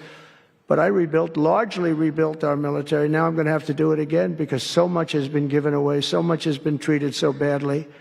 But to keep peace, you really have to. I have a thing: strength through, and I mean it. You really have it. you have strength, and you need the strength, but it's really peace through strength, because without the strength, it's going to be very hard to have peace, because you're going to be taken over, bad things are going to happen. So you really want to have peace through strength, and that's where I've been. Having strength, having power in that sense to protect yourself and your people is a very important thing. Hopefully you don't have to use that power. I will tell you, I was dealing with President Putin very successfully on denuclearization. We were talking about it very seriously, and then COVID came and lots of things came, and we had also talked to China about it. Now, Russia and us have the biggest nuclear by far. China is not close, but they will be close. In 3 or 4 years or 5 years, they'll be equal. But we were going to talk to China, and I spoke to President Xi about it very successfully. I think we were going to denuclearize it. We would have had to get the smaller nuclear powers, of which there are 4, 3 maybe, but 4 probably, to do something. We would have been able to do that. But I was having very strong talks with President Putin about denuclearization. And, you know, if you're president, you get presentations about what we're building, what we're having, the power of weapons, the power of many things besides weapons per se. What I saw, the power of nuclear weapons, and we can never let that happen. If that happens, the ball game will be, the world will be destroyed. The power is so enormous. You look at Hiroshima, you look at Nagasaki, multiply that times 500 times, and the world would be destroyed. So you want somebody as your president, or you want somebody as your leader that understands that. We just can't let that happen. We can't let other countries get nuclear weapons. Not only Iran. Iran is a good example and maybe the one that people think about, but we can't let that happen. The power of weaponry today is so enormous that the world would disintegrate, so we can't let it happen. Mr. President, if you had to describe the United States of America in just 3 words, what would they be? In 3 words? 3 words. Love, respect, and strength. That's a tough question. That might be my best answer, Yasser. That reminds me of high school, that one, but that may have been the toughest question, actually. Do you think Joe Biden could have done that? I don't think so. I don't think so. We're almost at the end, Mr. President, but talking about the United States of America, what is one cultural habit in the U.S. business that the rest of the world could learn from? What is the best practice that we... Well, I think we love our families, but I think a lot of the world loves their families. You know, I was speaking to the head of Mexico because I complain constantly about people pouring in. Now our border is the strongest border we've ever had. We've gone from the worst border ever in history to the strongest border.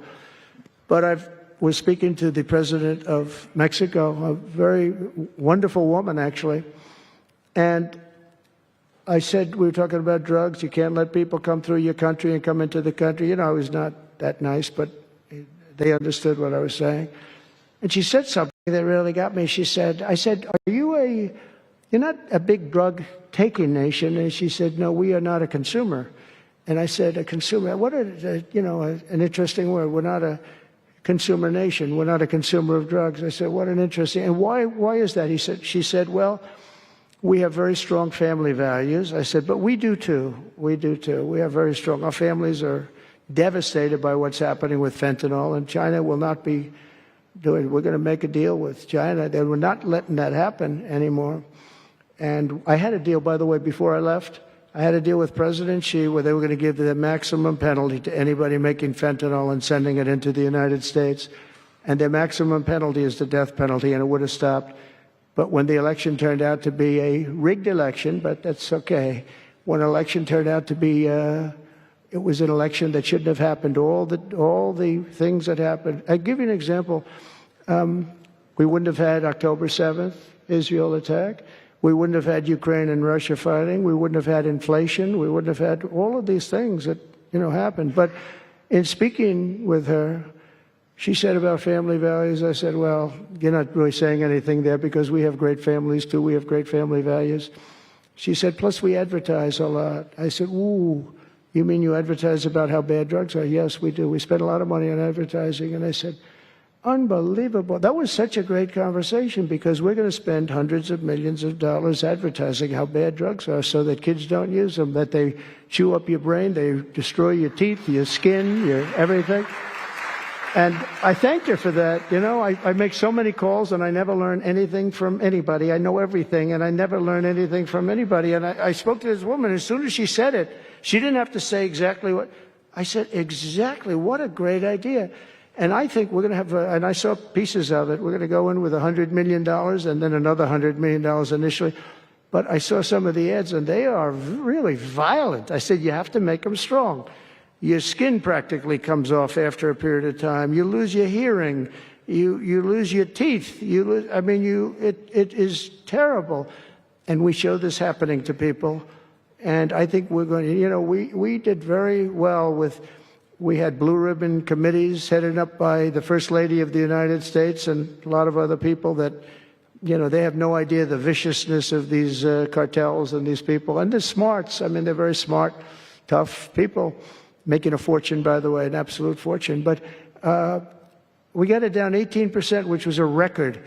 But 18% is not great when you think about it. I think we could get it down 50 or 55 or maybe even 60% with advertising. So she really gave me something. I was going to call her and tell her that she did, but now I don't have to call her because she's going to be seeing this right now. So to the President of Mexico, thank you very much. I appreciate it. But we're going to do a great advertising campaign saying how bad it is, how drugs are so bad for you. My last question, Mr. President. You have mentioned briefly in your speech about the legacy. What would you like your legacy to be, if you can tell us more about it? That I came into a country that was great, but is in trouble. And I made America great again, and I got it out of trouble, and people respect America now, and we were a country of peace, and we brought peace to the rest of the world. Thank you. Thank you very much, Mr. President. Thank you very much, everybody. Thank you.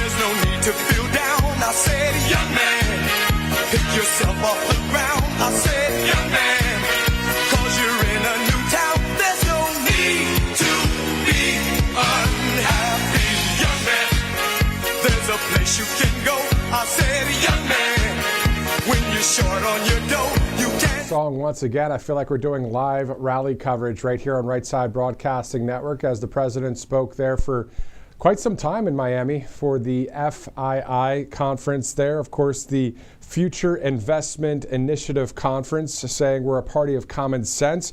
He also went over a number of payments Doge has been uncovering. Let's bring in Carla Sands before we end our broadcast right now. Carla, thank you so much for joining us at 6:55 Eastern Time. Your thoughts about the president? He continues to keep on keeping on, doesn't he? I was back at a rally when he started telling the story of Raising Cain and how he solved that very bad problem of the terrorists. But I really loved hearing some of the new examples, like what Doge was uncovering. And I jotted a few things down. He said that Doge found $520 million that was our money being spent on ESG consultants. And that was just one example. And I think Doge has a counter that people can follow online and find out all the hundreds of billions now that they're finding. Exactly. And Doge.gov and that counter as well. I remember speaking to our COO here at Right Side. She was talking about the same thing, that we can track with the receipts of just that. And I was talking earlier before, when it comes to any corruption in various departments, it seems as if every cabinet head is now able to go in there, clean house where needed, get things back in order for our country. A lot of people are saying, I think a lot of people are shocked, to be honest with you, the amount of the iceberg that we're seeing from all walks of life at this point. Yes, and now some states are going to do this, which is really exciting because states have the same problem. And the corruption, for instance, they haven't even gotten into, I don't think, the DOD yet. At least we haven't heard anything. But there's so many examples that we had heard about over the years. We just want our government to work for us and put us first. And so that's what's happening, is that the ship of America is being righted by President Trump, along with his team, and on the Doge side, led by Elon Musk. I was also really shocked, Matthew, about the age of some of these Social Security beneficiaries. I don't know if they're getting Social Security checks or they're getting other kinds of benefit checks. Some were over 130 years old and older. So one person was older than our country. You can't make it up. Yeah, I mean, there's so many things that our jaws are hitting the floor in disbelief because of what we're seeing get uncovered. And that's the thing that's interesting, the word covered. You're supposed to cover the news, and the left-wing media is not covering any of what's getting uncovered.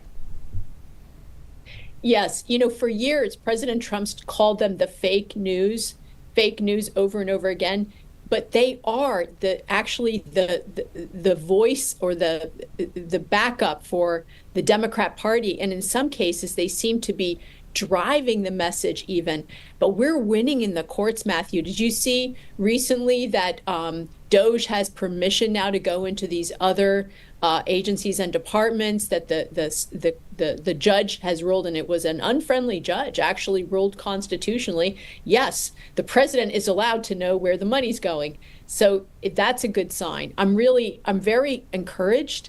I'm cautiously optimistic, but then I also saw that Senate budget, and the Senate budget was actually adding to the debt for our country. And I'm a little worried that they're not listening to the American people, where we're saying, stop the out of control spending, rein it in. We want you to spend the money prudently, the way you would if it was your own money, because you're our representative. And so I'm hopeful that, I think President Trump's been tweeting that he likes the House bill better.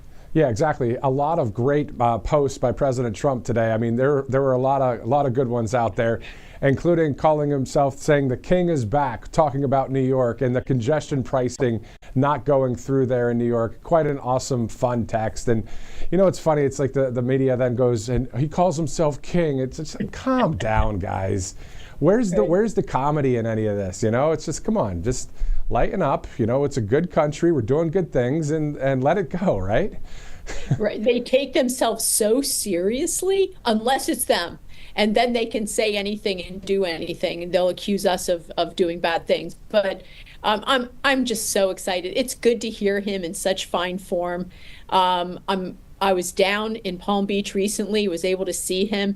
He is, I would say, he is a historical figure. He's going to go down in history as one of the greatest American presidents of all time, but also one of the greatest leaders in the West. I think that he, along with the help of people like Elon Musk, have actually saved Western civilization by saving free speech and changing the direction, literally, of our country. Yeah, 100%. And as you are looking live right now, this is a live picture from Miami, Florida, of course, where President Trump is. Now, Carly, he's going to be on Air Force One here shortly, heading back up to Joint Base Andrews in Maryland on the way to the White House.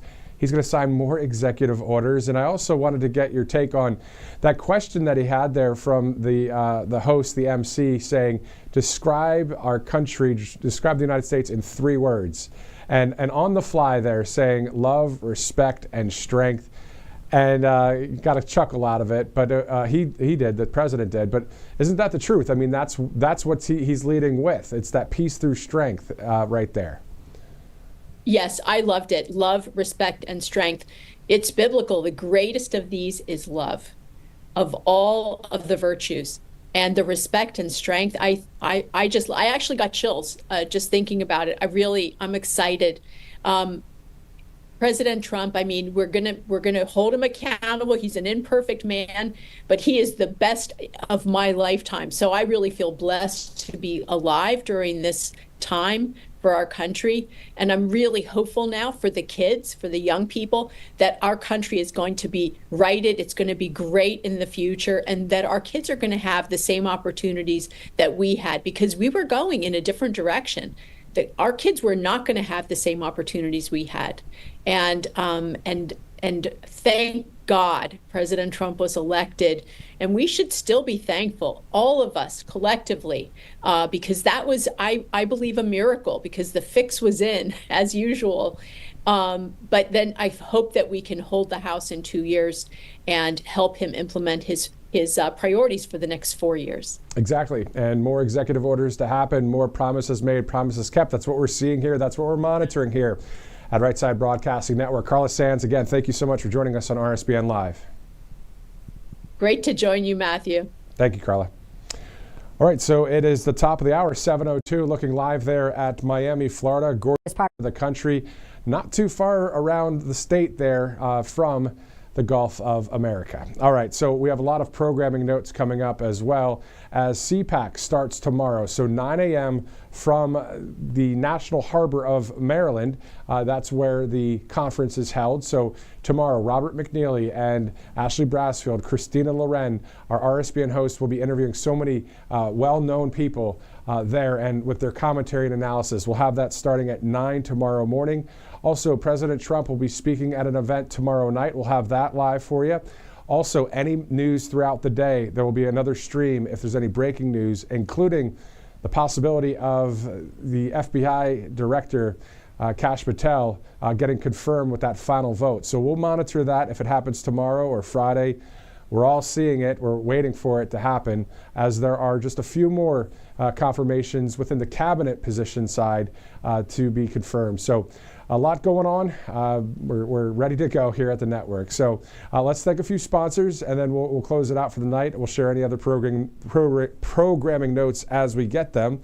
No teleprompter, just rolling with it here on Right Side. Thanks so much for streaming live with us. Now, Colonial Metals Group, if you go to freegoldguide.com, that is where you can get a free info kit on Colonial Metals Group. Everything when it comes to tax-sheltered IRA, 401k, obviously gold and silver, high in value. And when it comes to your retirement, if you're looking for a little bit of a place to put some of that money, great spot to do it, Colonial Metals Group.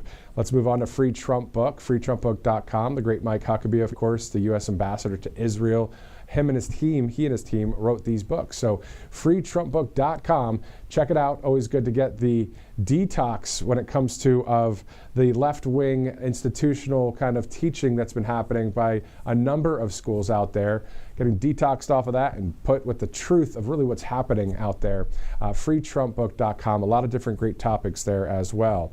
Tax Network USA, 800-357-1415. If you see that number right there and you might be having some back taxes to take care of, just give them a call and go to the website as well if you'd like, tnusa.com/RSBN. Let's move on to Republican Red Winery. So republicanred.com. Use the RSBN promo code. You'll get a discount. It's the wine for the right side. A number of great choices and selections on there. So just go to republicanred.com and use that promo code RSBN. Also, just want to pause real quick. I know we go through them fast here at the end. We're just thanking our sponsors. During the broadcast, of course, we share with you a number of more details about each sponsor. If right now you're watching and it's going too fast, just at the end of the broadcast, just go ahead and scrub back or replay it a little bit and check out these various sites, as it's a beautiful live shot from Miami, Florida.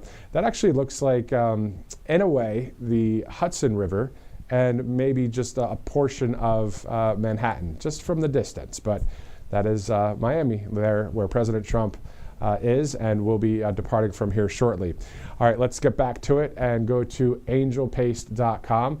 If you go to angelpaste.com, you can also use the RSBN promo code for this great product, made in Spring, Texas. They hire military veterans, great product. A lot of good reviews as well, so angelpaste.com. PatriotAddictDeals.com. There's a number of awesome products there as well. The Trump Combat Knife, of course, is showcased today. You can go to the QR code or just go to PatriotAddictDeals.com greatdeals.com. Use the RSBN code for 30% off, RSBN 30 for 30% off. Kimchi One is also an awesome product and also a great sponsor here. So it's mybrightcore.com/RSBN. Kimchi One is a probiotic. Kimchi is a probiotic that will help with those three things you see there: gut health, immune support, anti-aging properties. An awesome sponsor and a great founder there, Kim Bright at Brightcore. Let's go on to one more sponsor, and most of you probably know at this point what it is: mypillow.com. More than 2,000 products on sale, or at least on that website, many of them on sale. Just use the RSBN promo code as well. Obviously, that'll go toward MyPillow and a little bit towards Right Side Broadcasting Network when you buy all of these great products that are for sale, and also services like Tax Network USA and others. So mypillow.com/RSBN for up to 80% off of everything. If you'd like to donate to Right Side, just text RSBN to 801-801. Simply RSBN to 801-801. Also, we have a newsletter. Just go to rsbnetwork.com/newsletter for more America First updates, live events, as we continue to expand here at Right Side Broadcasting Network. It's great to cover America First news, everything inside the Beltway in D.C., outside the Beltway when it comes to breaking news, whatever's going on out there. We're covering a lot of it right here at RSBN. Also, when it comes to things that other networks may dip in and dip out of, at the end of the day, when President Trump has executive order signings at the Oval Office, we're going to show you that feed from the top to the end of it. And sometimes you'll even see those color bars pop up at the end. That's how much we're showing you. We're showing you everything we can when it comes to inside the Beltway there of Washington, D.C. And I think that's really good, because transparency, not only at Doge, not only with President Trump, but in media is key. And that's what myself and the hosts here at Right Side Broadcasting Network commit to. Obviously, we've been here for a while, too, covering all those rallies. We're the same network, but we're now also covering a lot more at Right Side Broadcasting Network. Okay, so again, tomorrow, 9 a.m. Eastern from CPAC. Robert McNeely, Christina Loren, Ashley Brassfield live. So we'll have a stream tomorrow for that. Any other news, we'll have it right here on another stream as well. So thanks so much for watching. I'm Matthew Alvarez. Have a great night. Let's look at Miami on our way out, and we'll see you tomorrow.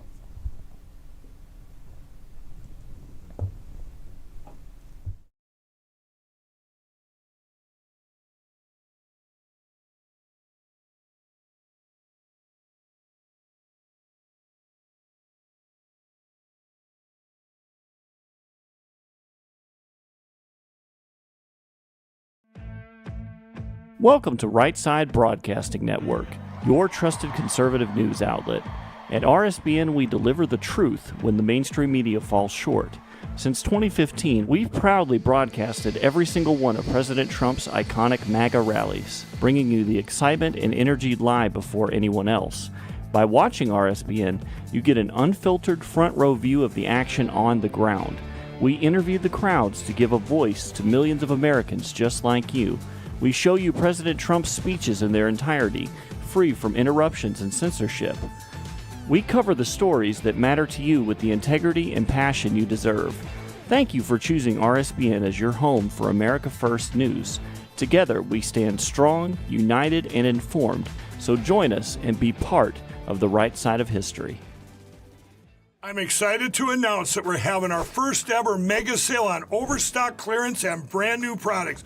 For example, save over 50% on this season's flannel sheets. Queen size only $59.98. Kings only $69.98. They sell out fast every year, so order now. Save 20% on our brand new My Crosses. They're designed in the likeness of the one I've worn every day for over 20 years. They come in men's and women's, and they're made right here in the USA. Get our 2025 six-piece My Towel sets for only $29.98. Our initial quantities are extremely low, so get them now before they go. And our best-selling standard My Pillows, just $14.98. So go to mypillow.com or call the number on your screen. Use this promo code to take advantage of our first ever mega sale. But wait, remember that $75 free shipping rule? Well, that ship is sailed, because right now, every order ships absolutely free. Parents, do your kids know what courage really means? It's about standing up for America even when there's a target on your back. That's why Mike Huckabee's team created the Kids Guide to the Courage of the President. This important guide tells kids everything they need to know about President Trump's unwavering courage, and you can get it for free. With your free order, you'll receive free bonus gifts, including the Kids Guide to President Trump and a Christmas ornament commemorating Trump's call for us to fight. Get it all for free at freetrumpbook.com. That's freetrumpbook.com. Hey y'all, it's Silk from the Diamond and Silk Chit Chat live show. Look, don't forget to check me out right here on RSBN Network. Be sure to watch the show on Right